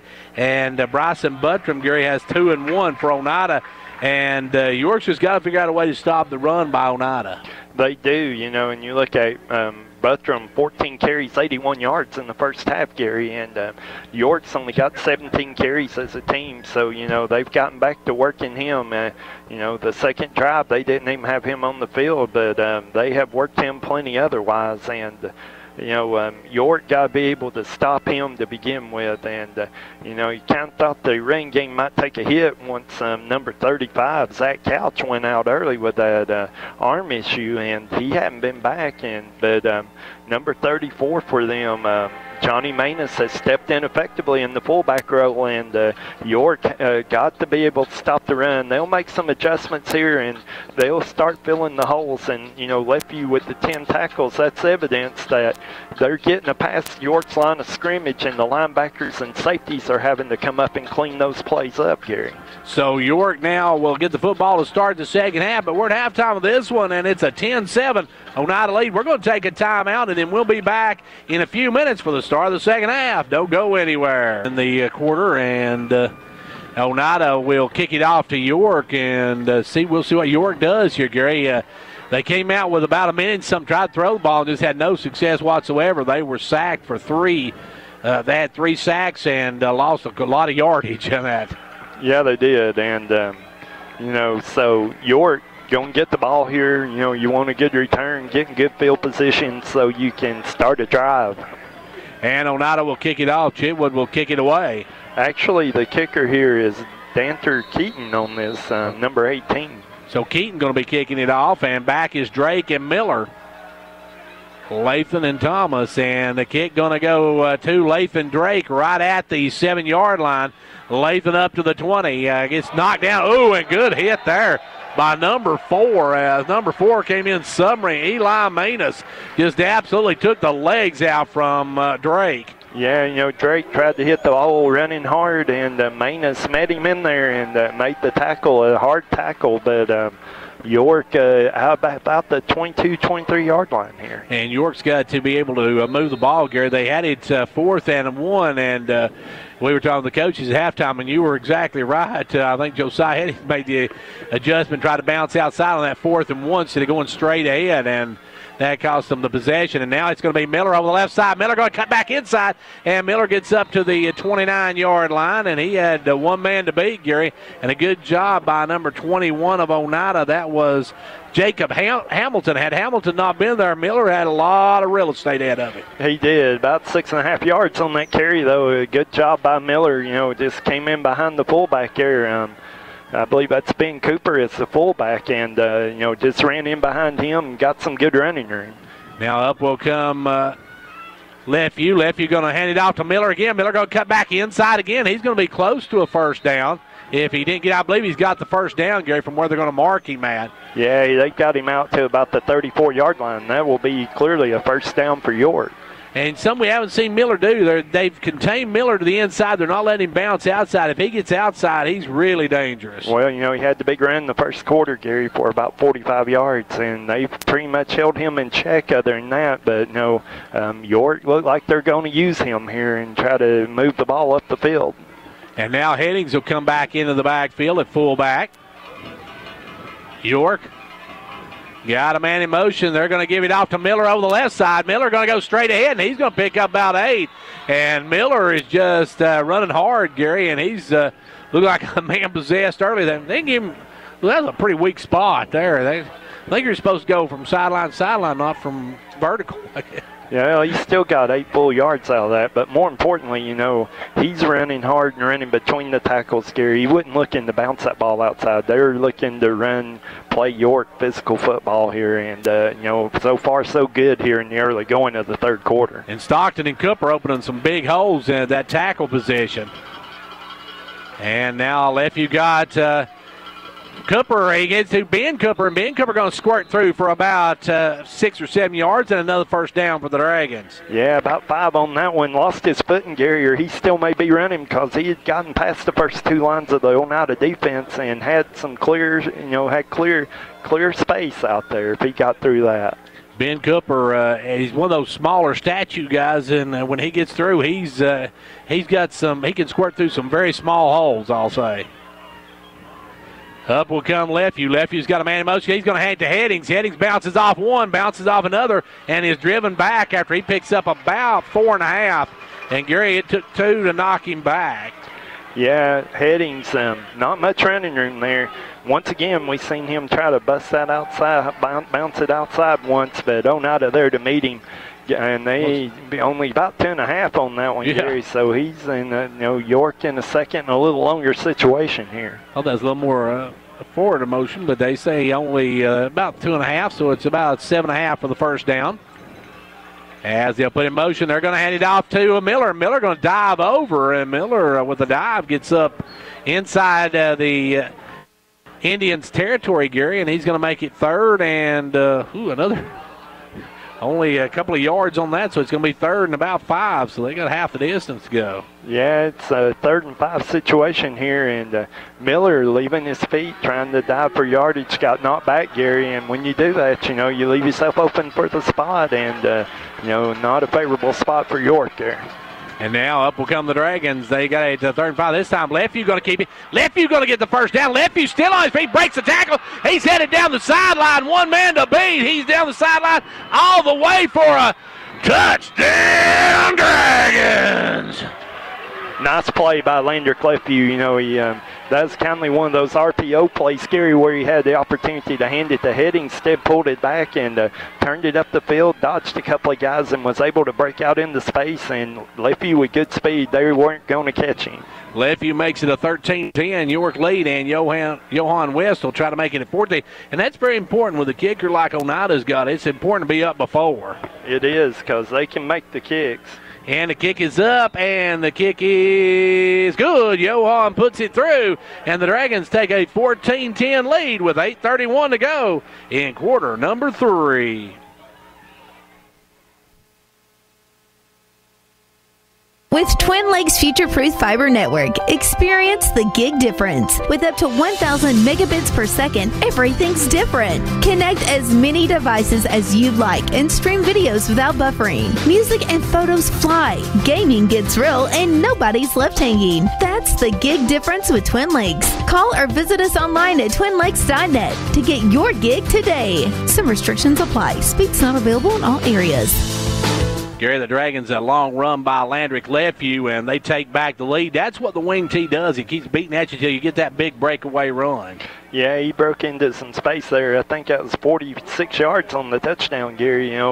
What a great play on 3rd and 5, though, to get the touchdown, get York in the lead. And now West will kick it away as the Dragons kick the score, and the kick going to be over, and they're going to try to aim that one, and is that one going to roll out of bounds? And that's two of those, Gary, that West has done now. He's trying to kind of position those, and he's been kicking them out of bounds. Yeah, and I don't know, why York really is trying to do that. They do have good returners, but York has played good in the kicking game tonight and when they've had the opportunities. But Oneida going to start at the 35-yard line again. And that brings your average down to, let's see, about 25 yards on the kickoff when you're only 25-yard change of possession. And now it's going to be Oneida with West in the shotgun. You've got Buttram back there with him. Buttram has been carrying the load. He's going to carry again. This time he's chopped down. Good defense there by the Dragons. Landrick Lefew coming up and making the hit, Gary. Yeah, nice play. York kindly run blitz there, Gary, and blitzed all the gaps and nowhere to run for Buttram, and, losing a couple of yards on that one.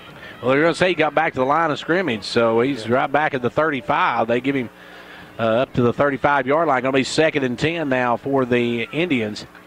We've got 8 minutes left to go here in quarter number 3, and it's a 14-10 York lead. West in the shotgun. This time he's got Buttram to his right. Now they're going to quick out. That one's overthrown and incomplete. And he got a guy out there, Gary, but just put a little too much mustard on that hot dog. Yeah, that was intended for Trace Sexton, and over his head. York there to wrap it up quickly, but incomplete pass, and now Oneida in 3rd and long here. And this is, I say it's a passing situation, but with Buttram, maybe not. No, and we haven't seen them throw much. That was only their 3rd pass attempt, and, you can't say it's a passing down. They ran the ball effectively. And York's going to see a passing team next week with the Upperman Bees. We'll see them. They love to throw the football. As back in the shotgun goes West. West got a man in motion, number 34. They're going to fake the handoff. Big rush by the Dragons. They'll rush the quarterback out, and he's going to take off, and he's going to be dropped at the 39-yard line. It's going to be 4th down and about 6 for the Indians, Gary. Yeah, he quarterback there, West, able to get away from the first wave there, but Lefew there to clean it up, and got about 4 on that one, Gary. So it's 4th down 6, and looks like Oneida going to punt here. And that's going to send Drake back and Barger back. Or Barger. I said it there. Oh, my gosh. His mom's going to kill me tomorrow. As the kick is going to be a line driver down to Drake. And Drake's going to bobble it, picks it up. He's going to try to bring it up, and he's going to be hit. And Gary Drake may think twice about picking the ball up anymore because he's got leveled twice. Yeah, he turned that up the field and run hard, and that's what you really want him to do as a punt returner. But number 33 for Oneida, and 33 is Hunter Barnhart, and he was there to make the hit, Gary. First and foremost, there you can't bobble the ball on the catch. If you bobble the ball and have to go down and pick it up, you better be ready to get leveled. Yeah, you had, and you got to catch the ball. York has struggled, not only when they do try to catch it with bobbling it, but not coming up and fielding the punt either, and.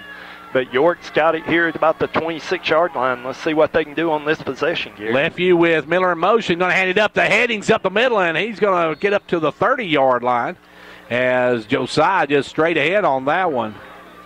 Good first down run, about 4 yards right up the middle. So York in a 2nd and 6 situation, but starting to see a little bit more of that physical assertiveness out of York here, running it between the tackles, Gary, and playing just hard-nosed football. I was looking, Gary, to see that was number 74, Bo Phillips, who met Headings head on and able to bring him down. Not many people can bring Josiah down once he gets going north and south, and now they're going to hand it off over the right side. He's going to break a tackle, push 2 more guys, and he's going to push it all the way up to the 40-yard line. Folks, that's why we call him the jackhammer, because he just keeps hammering away at you, and he'll eventually, actually, that was Cole Cooper on the carry. That was the Cole train. That was a good run by Cooper. I thought they'd set up Headings over there on the left side, but Cole Cooper, another big run. As we said, Cole had 3 last week, and his last one, he was a long run. He kind of slowed down and pointed the crowd and almost got called from behind, so don't see him doing that again this week. As up will come Lefew under center. Got a man in motion. Going to hand it off to Miller. Miller on the left side, and he's going to pick up about 4 before he's brought down. And Miller Gary was one tackle away from being gone again. Yeah, and that's what makes Miller great is that play. You know, they brought him around and gave him the handoff. Number one for them, Trace Sexton was standing there, and he just juked him to the right a little bit and walked right by him and got about 4 yards out of a play he probably should have lost a yard or two out of. And now York will come up with 5:30 left to go here in the third quarter. York on top 14-10 with the football. Slow and methodical are the Dragons as they come up. Cooper now in the backfield.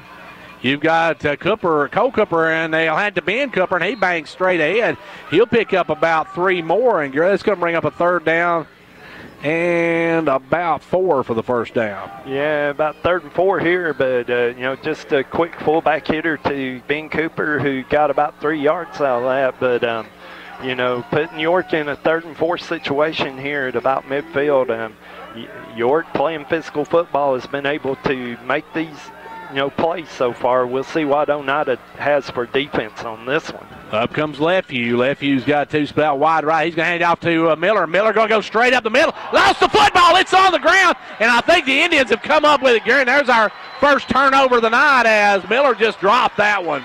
He was running hard, Gary, and he got hit. When he got hit, he fumbled the ball, and Oneida falls on it. And, they're going to have the ball in good field position here. Had the first down, good hard run, but, ball squirts free, and Oneida falls on it. And you're right, the first turnover of the night for either team. And that was a big one as York was moving the football. Now it's Oneida with great field position as they're on their own 48-yard line with a 1st and 10. Back goes West in the shotgun. West takes a snap, going to hand off to Buttram. Buttram going to be tripped up this time. Breaks the tackle, still on his feet. He's going to be hit and actually lose his yard. And Gary, he would have been better off to went down on that one in the first place. That's coming up as number 22, Johan West. Johan West come in and finished that play. Brought Buttram down on his own, but nowhere to run. York has come out and made some adjustments, Gary, and closed the running lanes. And, Oneida finding it tough going trying to run the football right now. So York after trying to hold Oneida after the turnover. York fumbled the football. And now West with the shotgun again. Got 2 men to the left. He's going to look out quick out to number 1. And he's going to get a couple of yards, maybe back to original line of scrimmage before he is whistled down.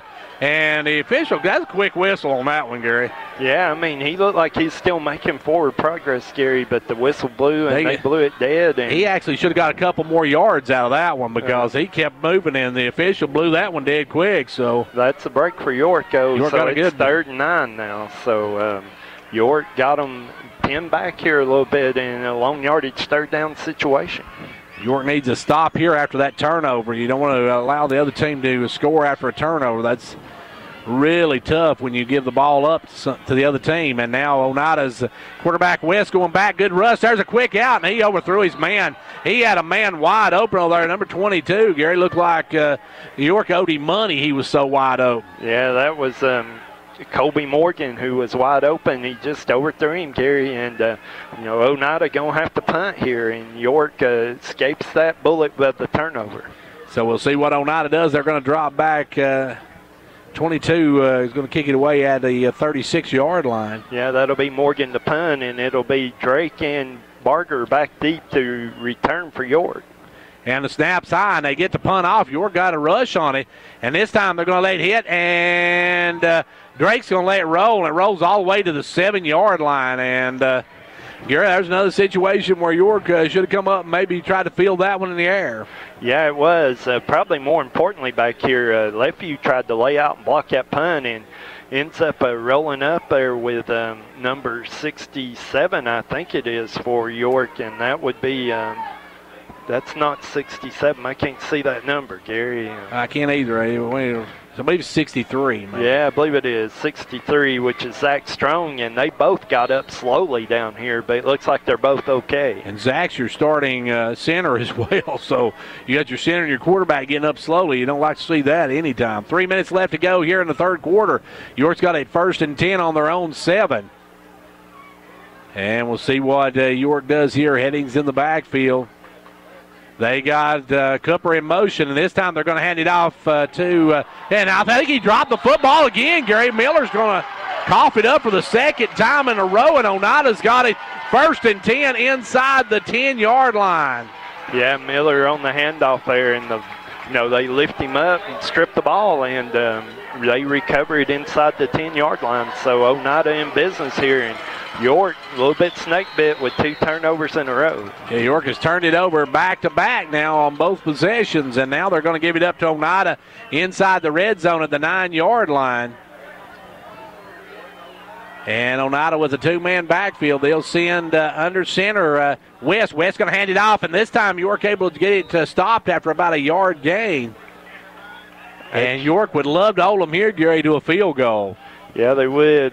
Got about 2, maybe 3 on that one, Gary. So he's down to about the 6-yard line, and we got an Oneida player down here. And that may be the back that carried the ball, Gary. I think he's the one slow getting up. Yeah, it looks like he's got cramps there. The quarterback's over there trying to stretch him out. As we've got a timeout on the field, they're going to work with the injured player. We got 2:40 to go in the third. It's 14-10, York. Ventures Farmers Co-op, happy to be a proud sponsor of York Dragon football. We wish you a winning season. Every game is a success when you have played your best.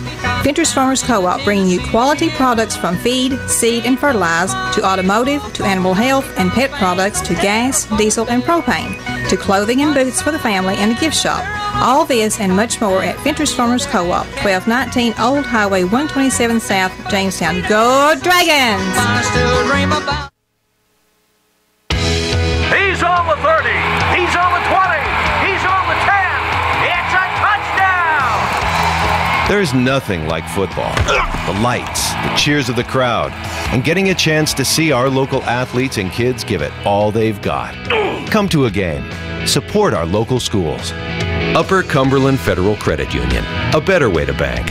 Federally insured by NCUA. Online at ucfcu.org.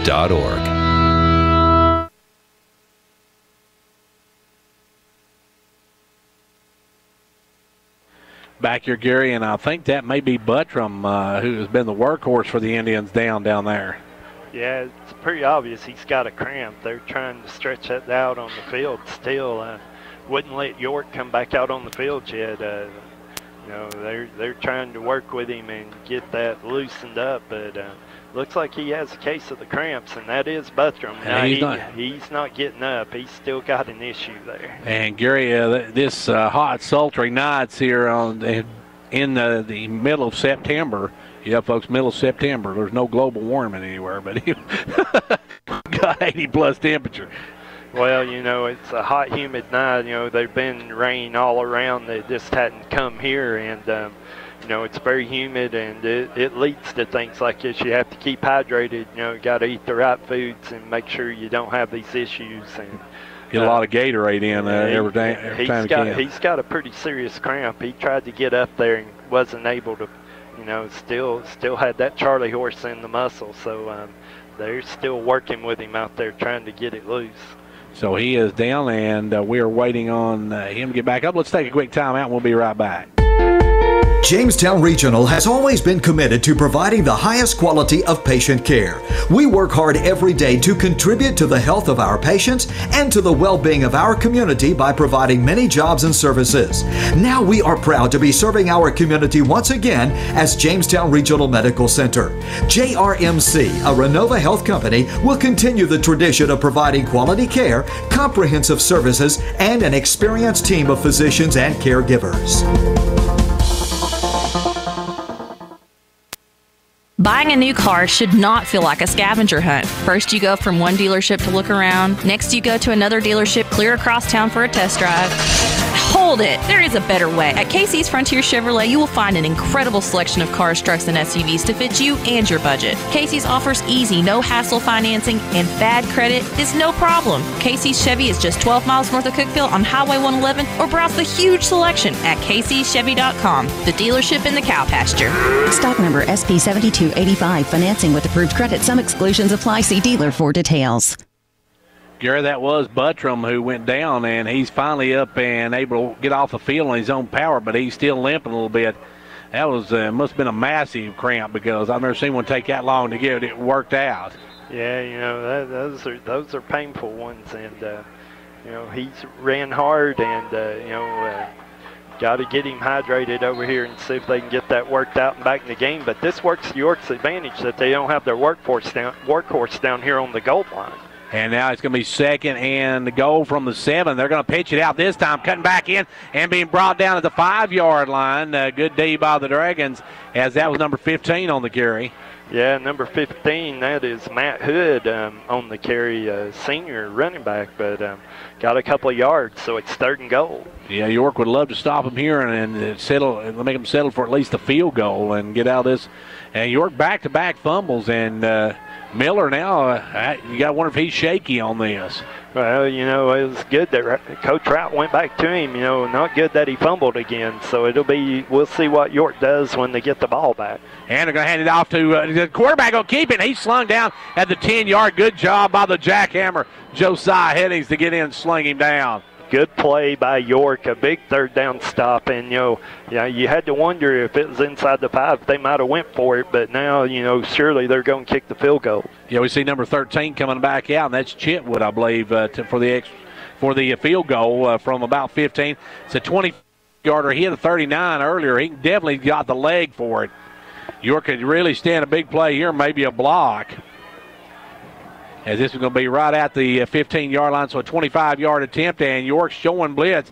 They're going to come in, and it's going to be up, and it's going to be no good. The Dragons dodge a bullet as the Indians come up dry, and the Dragons will have it 1st and 10 at the 20 when we come back. Whether you're competing on the athletic field or working hard in the classroom, remember you have the support of First Volunteer Bank, the bank with personality.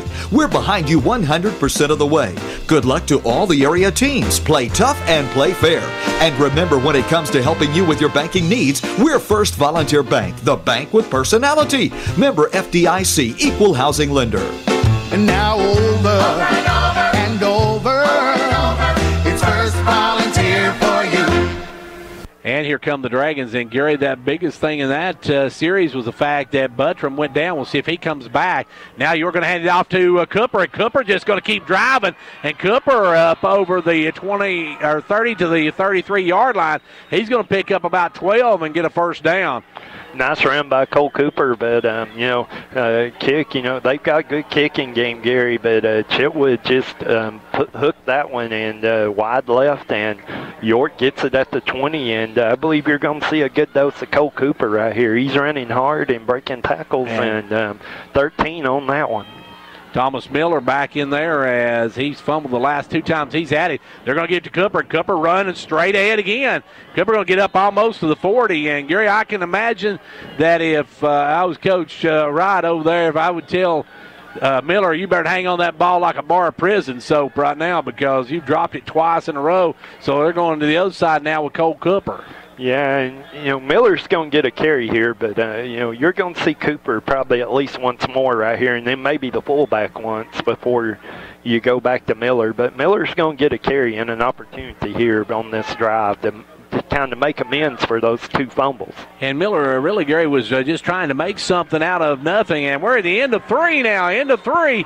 The Dragons lead it 14-10 back in 1 minute. Lefty's going to keep it. It's going to be, he gets away from one tackle. Lefty's still running. Cuts back up. Lefty's still on his feet. Lefty's still on his feet. He's down the sideline. He's headed for pay there. Touchdown, Dragons! Hello, everyone. This is John Robbins on behalf of State Representative John Mark Wendell, wishing the York Dragons many touchdowns and many wins during the 2018 football season. John Mark is happy to be a sponsor of the play-by-play broadcast and hopes that you enjoy each and every game. Again, on behalf of Representative John Mark Wendell, this is John Robbins saying, best of luck, Dragons. And Coach Charles Vaughn, 17 years of coaching. He took his team to the state playoffs and led them in multiple district and bowl championships. His life modeled teamwork, integrity, and hard work. I'm Joy Vaughn, and this man not only was my dad, but he was my coach. I grew up learning these values, and they are a large part of what MetaThrift Pharmacy is founded on. Come out and support our York football team.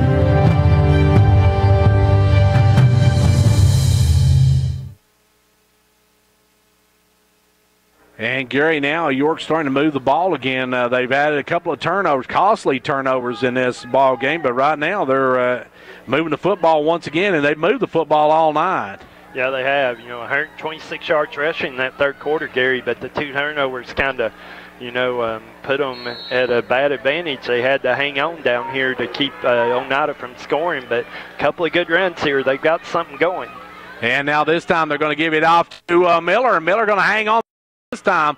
And Miller had both hands on the ball, gets up to the 48-yard line for a first down, Dragons. At the half, quickly, Sale Creek leading Pickett County 15-6 at the half for all the Pickett County listeners. Good run by Miller there, and knew he's going to get an opportunity. It's hard to blame a kid for running hard, but as a running back, you got to hang on to the football, and he let a couple get away, and you knew he wasn't going to let that one get away, and good hard run for the first down by Miller. So 1st and 10 now for the Dragons. They got Cooper in motion, and Cooper's going to come back up the middle. Cooper going to be hit by 3, still fighting, gets up, and now we got a flag on the end of it. I believe we're going to have a face mask at the end of it, Gary. I'm not sure, but I believe maybe a face mask penalty against Oneida. I think it is, Gary. Cooper with about 4 yards there, but going to have 15 for a face mask, and that'll be an automatic first down. And the Dragons back in business, Gary, as that's a big penalty against Oneida.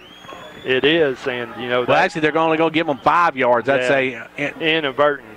So they gave them the 5-yarder instead of the 15, but still moves it down to the 43-yard line of Oneida, and York got a drive going here. And it's going to be 2nd and 1. Actually, is that 1st and 1? Yeah, the play count. It'll be 2nd. That's what I started to say. Now they make it 2nd and 1. And don't see the Dragons bouncing this one outside. It's going to be Cooper.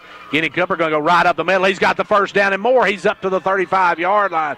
And the Coal Train gets another Dragon first down. Good run by Cole Cooper, and you knew they were going to go to him right here, and he's running hard. And the important thing is those safeties for Oneida are having to come up and make those tackles, Gary. That means he's getting past the defensive line, and the linebackers aren't bringing him down. And you want to keep going to that because that's effective right now, and you're picking up big hunks of yardage with it. Not only that, Gary, but you're getting this yard. You're moving down. Oneida's got to keep that defense out there on the field. That's got to wear on them a little bit. Yeah, it does. Now up will come the Dragons. They got Cooper and Most. They're going to hand it up. Now it's going to be keeper by Lefeview. He's going to bounce outside. He's got the first down and more. Still, he fumbles the football. It's going to roll out of bounds, though. And the Dragons get a great big break on that one, Gary. I believe he is out of bounds. They're going to mark him back almost to the 20-yard line, Gary. I think he's out of bounds before he ever fumbled the football. Actually, the 16's where they're going to set him at. So York get a great big break on that one, Gary. They almost had their 3rd turnover. Yeah, actually, they're going to mark about the 18-yard line, so just inside the 18-yard line. But he stepped out of bounds before he fumbled that, I'm pretty sure. But still running hard by Landrick Lefeview, and another first down for York. And, Gary, now York back in business. They're inside the red zone with a 1st and 10 at the 18. They got a man in motion. They're going to hand it off up the middle. Straight ahead goes Cooper. Ben Cooper's just pounding away in there, Gary. Yeah, I think he got about 4 on that one, Gary, so it's going to be a 2nd and 6 situation here.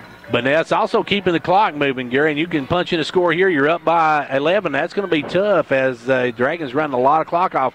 We're down under the 10-minute mark here in the 4th quarter, and it's 14-10 York. Yeah, good drive by York, moving it down the field, and they're doing it between the tackles, Gary. They're winning the line of scrimmage again, and that's how York wins football games. Dragons come up. They've got, this time, going to hand it off to Cooper. Cooper going behind Josiah Headings, and Josiah made a great big hole for Cooper. Yeah, he did, and ran through it, got tripped up, or he was scored on that, Gary. Instead, it'll be 1st and goal from about the 7-yard line. No, they're going to say 3rd and about 1. They're going to give him about yard short. Going to be about a yard short. And I hope York doesn't try to bounce this one outside. Whoever gets the ball goes straight up the middle, folks. Forget that bouncing outside stuff. This is not going outside. This will be between the tackles. That's how they've gotten here, and they'll continue to run between the tackles. But most assuredly, for the reasons that you said, they bounced too many plays to the outside and cost them positive yardage in key situations. So this will be Headings between the tackles. So you dance with the one that be bringing you, and that's Cole Cooper. And he gets it on the right side, and he's going to dive ahead. He's going to get the first down. He won't get to the end zone, but it's going to be 1st and goal Dragons. Yeah, he's at about the 5-yard line. run Cooper behind headings that time. I thought they'd give Josiah a chance down here since, he gave him one and he bounced it outside, but went with the tried and true Colt Cooper on this drive, and he gets about 3 yards in that first down, and it's first and goal. The Dragons looking to take a 2-score lead on this one. Now that goes back to that missed field goal by Oneida. That's big. Yeah, it is. It'll be, depending on what happens here, you're looking at maybe a 2-score lead, and York, that would be real comfortable in this game, although nothing to be comfortable. And Josiah Heading's going to get this one. He goes up forward for about 2, and then he's going to be knocked back. And that was a good job by the Indians to stuff that one out. Yeah, it was, but that's good hard running, and he ran it up the middle and made them tackle him, and Oneida with a guy down. We got another guy down for Oneida, so we're going to see what maybe they're going to get him. Let's see, they're trying to get him up, but there he goes, and good for the Indians. That the player got up very quickly. I believe it's number 74 that was down. Yeah, 74 would be Bo Phillips, and he is a senior defensive lineman for them. So now it's going to be 2nd and goal from about the 3-yard line. And, Gary, the Dragons wouldn't mind going 4 downs here and getting it punched in. Take some more of that clock off as we're down to 8 minutes left to go in this one. Yeah, the clock running, it's going to go under 8 minutes right here. And the ball on about the 4-yard line. York 2nd and goal. And looking to punch it in here, Gary, and get a little bit of a cushion for the first time tonight. I'd like to see Lefty maybe on the keeper bounce it to the outside, and he does. And there he goes into the end zone for a touchdown, Dragons. Nice run by Lefty. You called it there. Just faked the handoff and kept it and turned it up over the right tackle and into the end zone for York. So York now goes up by a score of 20-10, looking for a 21-10 lead here if Johan can knock it through. And we're going to have a tough time getting a player of the game with this one, Gary. Yeah, there's some options for sure. And the snap was bobbled. The kick is up, though, and the kick is good. Great job by Johan West as he gets it through. And the Dragons go up 21-10. Right now at Pizza Hut. Get 2 medium 2-topping Pizza Hut pizzas For just $5.99 each. That's the perfect pair. At the perfect price. Order however you want. Delivery or carry out. Call or click. Get one for me. And me. Or just you and yours. Everyone gets what they want. So get your perfect pair now. 2 medium 2-topping pizzas. Just $5.99 each. Because no one out-pizzas the Hut. Ask for this offer. Additional charge for extra cheese, select crust types, and additional toppings. Product availability, prices, participation, delivery areas, and charges, and minimum purchase required for delivery may vary. Delivery charge is not a driver tip. Well, Gary, the Dragons take a two-possession lead, not 2-touchdown lead. It's actually a field goal and maybe a touchdown and 2-point conversion can tie, but a 2-possession lead is going to be big in this one. Yeah, it is. 7:45 to go, and they're up 11, so Oneida will have to not only get it twice, they'll have to score twice. And, York, you got a little bit of a cushion for the first time tonight. And West kicks this one over the outside, and it's going to be picked up by the back guy, and he takes in the back pedals. And once you're backpedaling, you're going to lose yardage because he got dropped. Yeah, that was Colby Morgan on the return, and not really much running there. And there's that kick, and West able to place it in that time, Gary, and York able to trap them in, and they're starting inside the 25-yard line. And Jacoby Allen come up making a hit on that one. We called Jacoby's name a few times tonight. And a good job by the Dragons, and it's going to be 1st and 10 Oneida. Now, Gary, the pressure on the Indians. Yeah, the pressure is on them. They've got to be able to put a drive together here, and their workhorse back. We've seen him go out with cramps, so he's not in now. Yeah, and they're in a 4-wide set here, and they send the back out, so they're looking to throw the ball, Gary. And they drop back quickly. They're going to out it to number 22, and he's going to get wrestled down at the 20-yard line, Gary. He I think he actually lost a couple of yards. Yeah, that would be a loss of about 2, it looks like, Gary, where they're marking at least 1, and that would be Colby Morgan on the catch there. And, York had 3 guys there. He wasn't getting away, and a good job defensively by the Dragons. And we've really not seen Oneida take a shot down the field, Gary. I don't know if haven't seen West throw the ball. Really haven't seen but he's just showing these quick outs, and that one lost him a yard as now he'll go back, and York putting the rush on, and they're going to hit him and sack him all the way back to the 14-yard line. And I believe that is Bryce Slavin maybe on the hit. Actually, that was Thomas Cooper. Thomas Cooper, 77. Okay, I was to the other side of the field. So Thomas Cooper with a sack.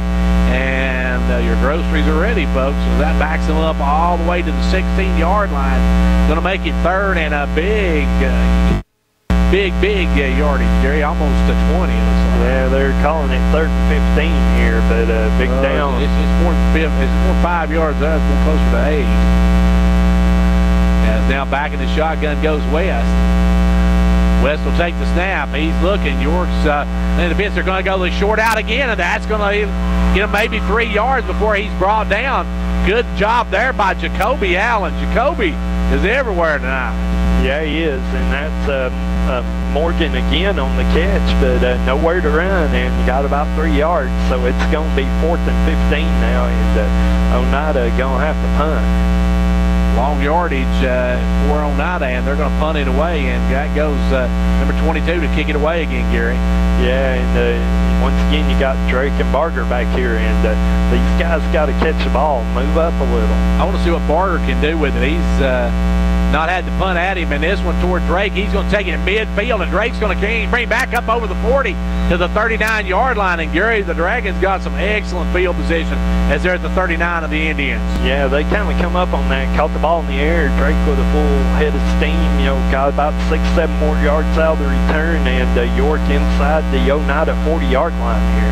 And Gary, you like to have a guy back there that can really run. Nathan Drake, also a member of the York track team, a very good runner as well. So you like those track guys back there, catch the football and gets ahead of steam. You do, and he does have good speed. And he caught that ball on the dead run, which and did what good punt returners did. You turn it straight up the field and try to find a hole, and got 7 or 8 yards out of that. Left you under center. Left you got a man in motion. They're going to give it to the Cole train. He's behind Headings, and he's going to push forward for about 6, Gary. Yeah, nice run. It looks like they're going to mark him for about a 5-yard gain, Gary, and 2nd and 5. But more importantly, Cooper came into the 4th quarter with 71 yards rushing, and he's had a real nice 4th quarter here for York. He's bucking for our POG, I'm sure.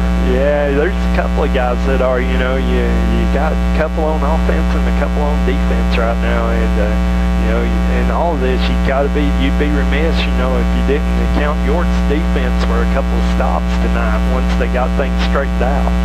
And now up come the Dragons with a 2nd and about 5.5. Got a man in motion. They're going to give it over to Cooper. Cooper going to try it. This time he bounces outside, cuts back inside. Cooper all the way down to the 13-yard line. That's actually Miller. On the run on that one. And Miller now comes up with a cramp, I believe. Yeah, he's got a cramp too, and he's down. A nice run by Miller, turning that up the field and getting about 20 yards on that one, Gary, and got York in business again. A little redemption for Thomas Miller as he gets up to the 11-yard line. Got 1st and 10 Dragons, but Miller, he's going to get back up, and he's going to head over to the sideline, so we won't take a break. Miller said, I ain't staying down here. Get me worked out over on the sidelines. We want to keep rolling. Good run by Miller, though. That's what he does, and that's what he does well. He takes that handoff around the end and makes the guy miss and gets positive yardage, Gary, and he's got York in business inside the 15-yard line. And now they're going to bring up into the game number 27. Jacoby Allen will come in on the right wing. I'm going to lay my money on Cole Cooper on this one. Either Cole or Ben one up the middle, and they're going to give it to Cole. Cole's going to go bounce outside, and he's going to get up inside the 10 to about the 9-yard line, maybe. Yeah, they're going to give him, I think they're going to give him the 8, Gary. So nice run by Cooper on the 2nd down. Now York can get a first down. Yeah, York can get a first down without scoring here too. That's the good thing. They can get down inside that 5. They can get a first down. Yeah, you get down to about the 3-yard line, I think is where the marker is. So it's going to be, actually they're calling it 2nd and 7. Gary, the big thing is this is running a lot of time off the clock. We're down to 3:51 left to go in the game. Yeah, time's in York's favor now, and a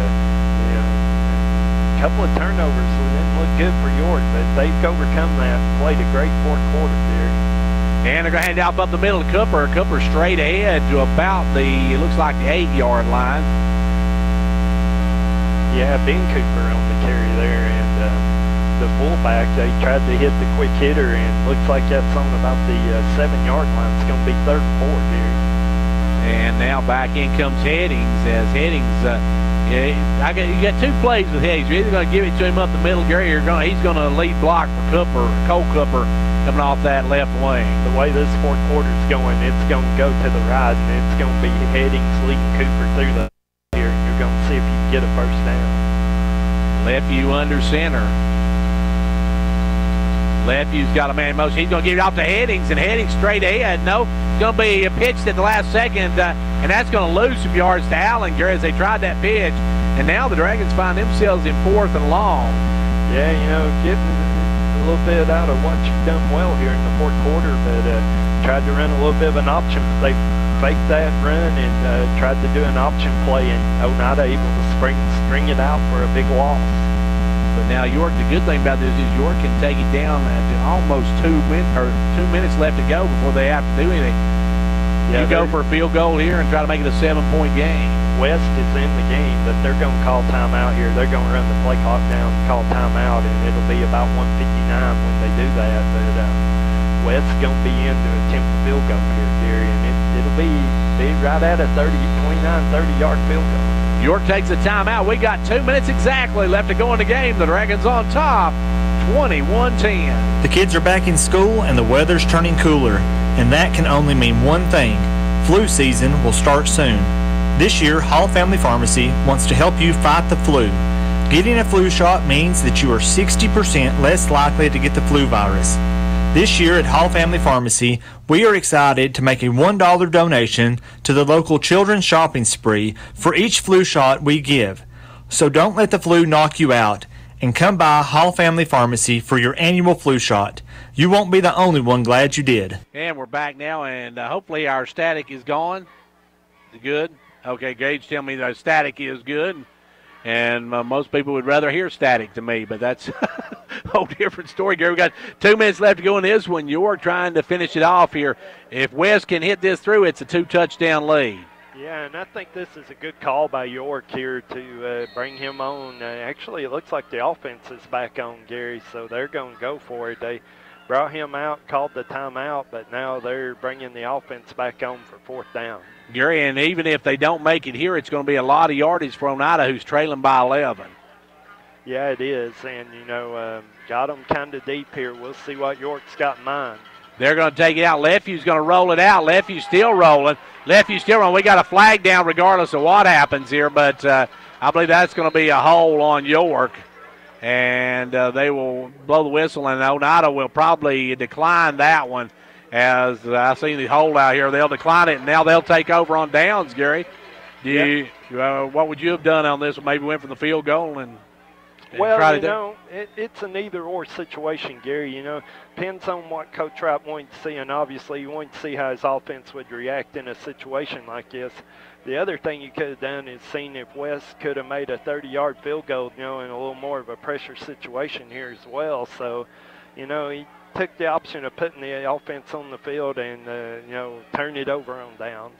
Minute 52 left to go in this one, and West will go in the shotgun. He's got guys split out 4 to the left and 3 right. And there's that short out again, and York's got a couple of guys out there if they can bring him down, and they do. And, Gary, that play, York's reading that like a dime store novel at this point. Yeah, they are. You had Cole Cooper out there first, followed by Ben Cooper and Lefeview, and then you got a couple others come in to help finish that one off, but there's no lanes out there to run in on that play. You got to throw it down the field. And we've not seen West really try to go down the field with it. He's thrown those short outs pretty much all night. Yeah, he has. If you get somebody in man coverage, try to get a jump ball or something here, make a play. And now dropping back is West, and here comes the rush. He'll get it out. Got a man out there and gets him up to the 30-yard line, and that was a good reception. And great play, good catch there by number 8. Yeah, number 8, who we haven't called his number tonight, that's Benchy Lambert on the catch. So Lambert with the catch, and now we're down under a minute to go by the time this one snapped. And Oneida needs 2 scores, and I think we're going to get a timeout called by Oneida. Timeout on the field with 59 seconds to play. York leads it by a score of 21-10. Back in one moment.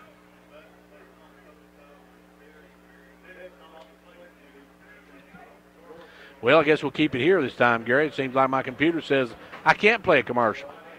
Well, we'll just keep it here. York in a prevent defense there, Gary.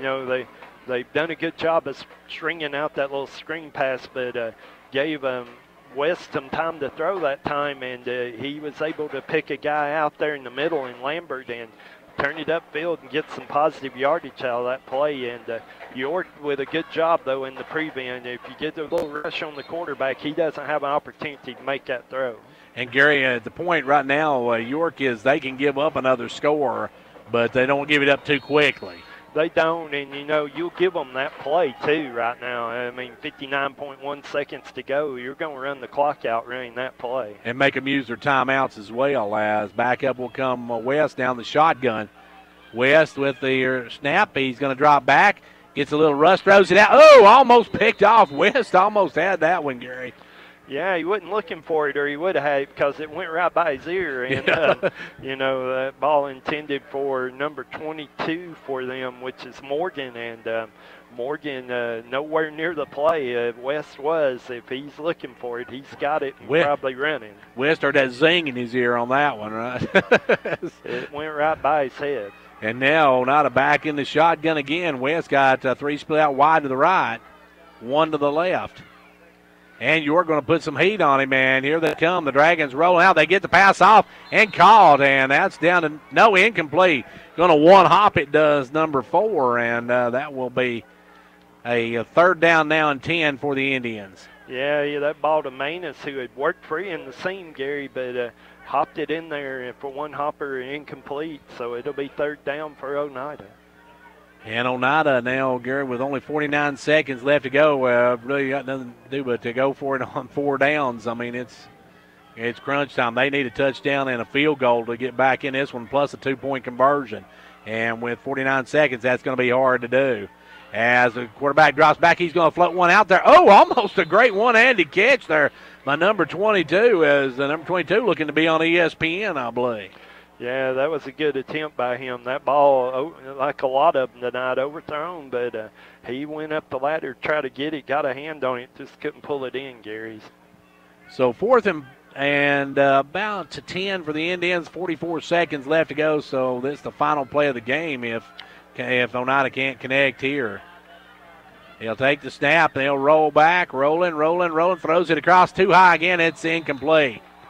Yeah, that incomplete, and that's going to give the ball back to the Dragons, Gary, and I look for them just to take a knee and call this one a day and get out of here with a 21-10 win.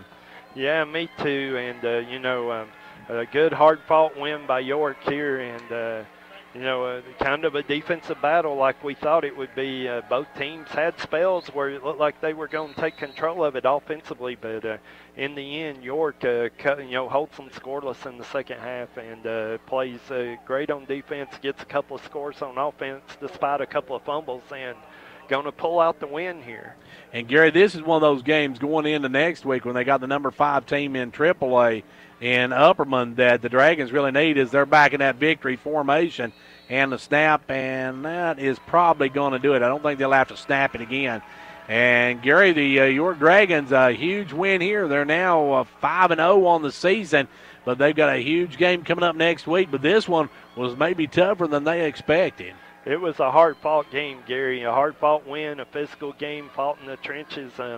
York eventually, kindly took over the line of scrimmage and won the game. Huge win for the York Dragons. They go 5-0 on the season and pick up a huge win. We'll be back in just a moment with the Progressive postgame show coming up in just a few minutes. Keeping your comfort in mind, call 879-5909, conditioned heating and cooling. Is this so hot in your home that your family is playing rock, paper, scissors to see who gets dibs on the freezer? Then it's time to call us. With 24/7 emergency service and a full line of energy-efficient American Standard heating and air conditioning equipment, we've got you covered this summer, so you can use your freezer for what it's really meant for. Call for a free quote today.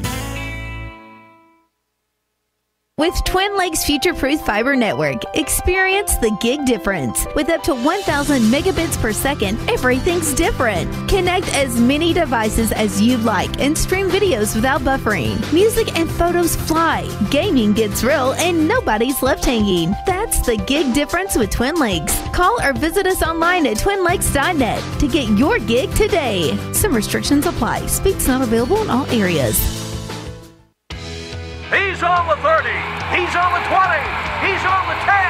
It's a touchdown. There's nothing like football. The lights, the cheers of the crowd, and getting a chance to see our local athletes and kids give it all they've got. Come to a game. Support our local schools. Upper Cumberland Federal Credit Union. A better way to bank. Federally insured by NCUA. Online at ucfcu.org. Fentress Farmers Co-op, happy to be a proud sponsor of York Dragon football.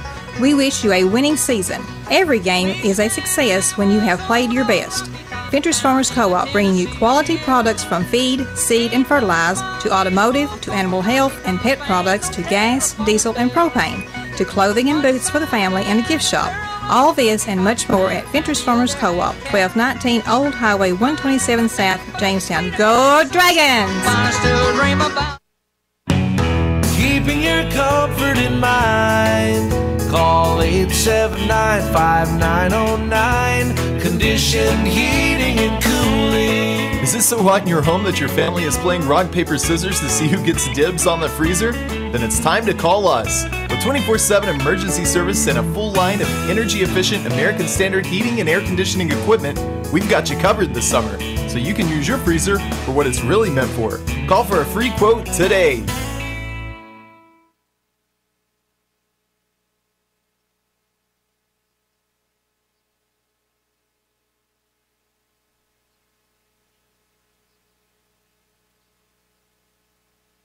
And welcome back now to the Progressive Postgame Show, and a big win for York. Gary, York stays undefeated. They're now 5-0 on the season, and a huge, hard, tough win over Oneida here tonight. Yeah, it was. It was a real tough win, and, York trailing at halftime for the first time all year, Gary, but come out and scored a touchdown to start the second half, got another one in the fourth quarter, and in the meantime held Oneida scoreless on a first-and-goal situation when York fumbled inside the 10-yard line in the third quarter and resulted in a missed field goal and big series for York to get out of that without giving up any points. Just a good night for the Dragons. Just some hard, tough running for the Dragons. Good play by the Dragons. Hey, Gary, you have to look at this one, and this is the kind of game you need every once in a while. You need a good, tough ball game. These routes just aren't going to help you a whole lot. No, they're not, and it is. It's hard. It's physical. It's played. This game was played between the tackles, Gary, and the offensive line of York managed to get some push in the second half. Got some running lanes for the York backs, and York able to capitalize on that and take advantage of it. Gary, and the thing, too, about this kind of game, too, is it's a pressure game. You're never got this game put away, so it's a game you're playing all night under pressure. You are, and you look at it, and you compare this to other York games so far this year. I mean, York only with 15 first downs. They only had 327 yards of total offense, which is their low for the season, and that's a good defensive team that Oneida puts out on the field, and this is a good win for York. And York's had a couple of those. These smaller schools have good football teams. Coalfield had a good football team that York beat. Oneida's got a good football team that York beat, and that doesn't include the Grundy counties, the Smith counties, and also they played Cumberland County in a game they won fairly easily. But and Gary, also you take a look at this game here tonight. York got behind early, and hold on just a second, Coach. You have to go down and come up from the bottom. Yeah, come around through the bottom. And Coach Derwin Wright making his way up here, and it's tricky to get in this press box over. Like most press boxes, you come up straight in, Gary, but you have to go down and under to get up here for this one. But this kind of game, too, Gary, the hard-hitting style, that's going to make you better. And York really, the one I guess, a spot they really need to work on is that passing game. Yeah, they do. They're not a passing team, and when they did try to throw tonight, it didn't end real well. But they'll keep working on those type things and get them straightened out. I'll tell you what. Let's take a quick timeout as Coach Derwin Wright's going to be stepping in here. We'll talk to him right after this. It's football time on the mountain. At Progressive Savings Bank, we know running your small business is a lot like coaching a team. You call the plays that drive your business towards success, and we're your #1 fan. After all, you provide the products, the services, and jobs that keep our local economy moving forward. We partner with small businesses to help you reach your financial goals with free business checking and flexible financing to help operate and grow your business with the right financial equipment to keep you in the game. This is Mark Justice wishing our York Dragons a successful football season. We are proud once again to sponsor Dragon First Downs. Progressive Savings Bank, member FDIC, equal housing lender. Reaching higher, building tomorrow today. Looking forward, reaching higher. Right back here with Coach Derwin Wright after a big win. And, Coach, this one was a tough one. I knew it was going to be coming over here, Gary. Oneida's got a traditionally good program and very big ball club. They're not ranked where they're at in 2A because they're not a good ball club. And I told our kids coming over, and I think we come out, we punched, and then they went down. We stopped them. They kicked that field goal. We drove right down, scored.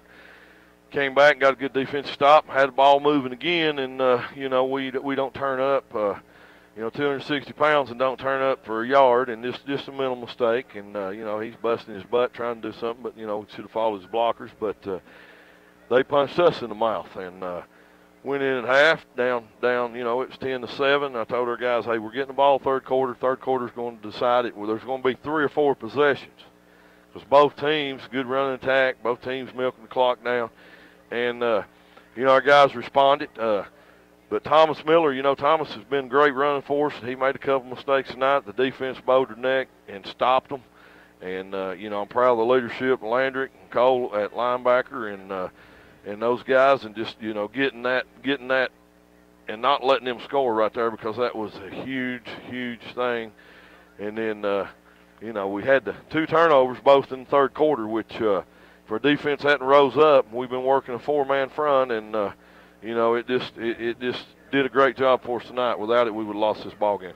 Coach, what kind of adjustment did you make at halftime to stop Buttram? He was having a field day early in this one. Well, we went from our typical 3-3 stack that we run, and we went into a what we call 22 Ringo, and we're basically in now 4-2 or 4-4 defense is what it is, and we put Josiah and Cole Cooper at defensive ends because I just think our ends were getting their tails kicked, and those 2 guys went out there at the end, and they got it done and got pressure on the quarterback, stopped the outside run game, stopped that counter.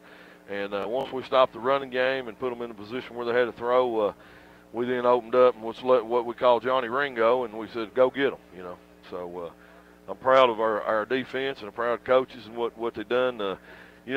You always have that lull game, and I think this was that, but not take that. That's a good ball club we beat tonight. They're a very good ball club. Coach, this, of course, was a good win. Offensively, your team moved the ball pretty good. That one possession, though, when you were trying to throw the ball, it was they were getting all over Landrick Lefevue. I think he got sacked 3 times straight. Landrick's got to get rid of it because 2 of them, to me, it was on him. He's got to let it go. One of them, it wasn't our offensive line. It was our back coming across. He's got to pick up the backside end, and he watched him run right by him. And, mental mistakes we can't have. But, the quick passing game is more what we're going to have to do. But, if we give him a little more time, but like I said, 2 of them, he's got to let it go. But we'll learn from it. And, as they say, a win's a win, and we come out here tonight with a win, and I knew it was going to be a hard-fought ball game. Coach, now you got to look ahead. You got probably the biggest game of the season as far as region game.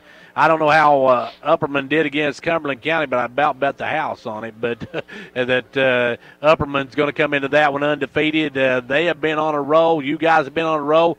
It's kind of a different styles though when you bring the two together. Yeah, well, they're a spread offense, but they're similar to what we saw. Now they're going to spread you, but they're going to run it. Good running backs, good passing game. Quarterbacks really good.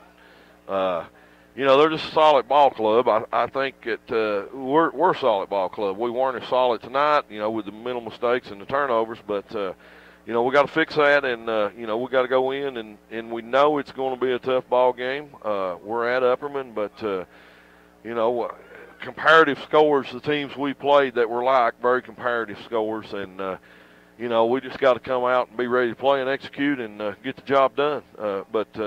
Big, huge game. I know they'll be hanging off the lights for that one already, and both teams coming in undefeated, and it's going to be the team that comes out of that one's going to be showing themselves the leader of the region.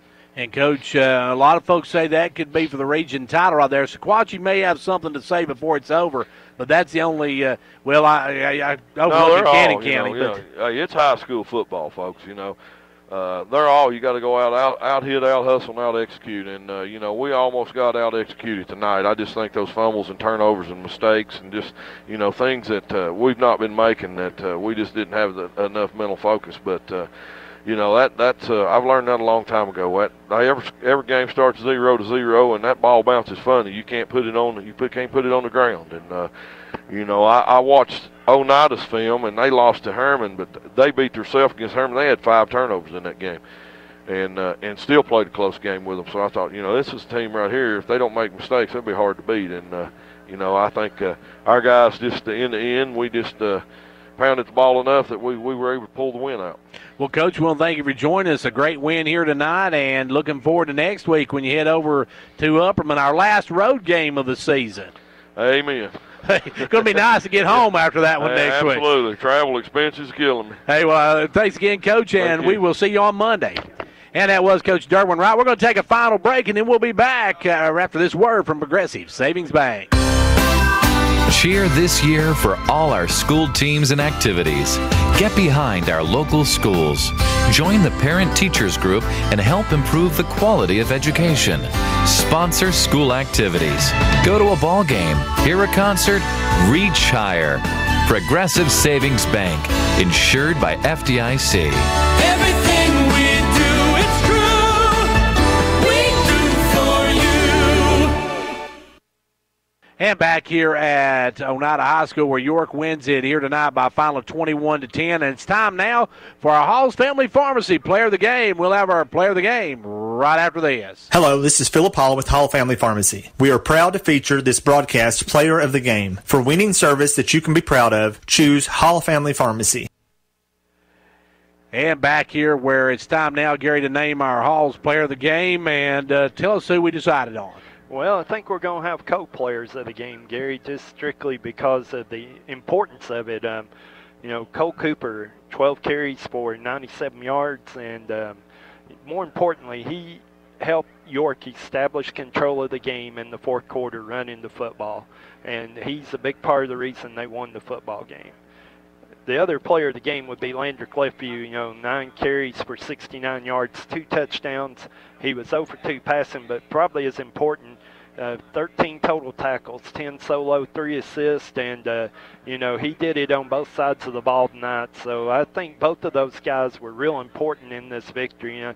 Not to say that not all the other kids were, but when it came down to crunch time, Cole Cooper allowed York to actually win time of possession after being down so bad at halftime in that category.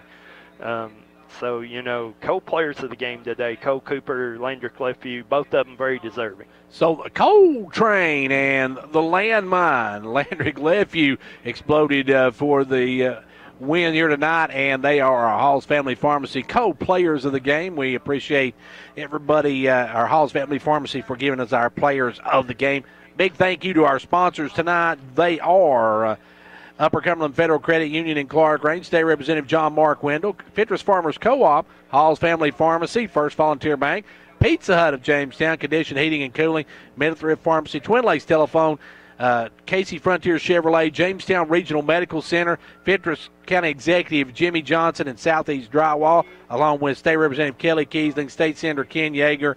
Our pre- and post-game shows brought to you by Progressive Savings Bank. Halftime stats by Old Ben Franklin Ford. Our player of the game brought to you by Hall's Family Pharmacy. Friday Night Thunder coming up here in just about 45 minutes or so.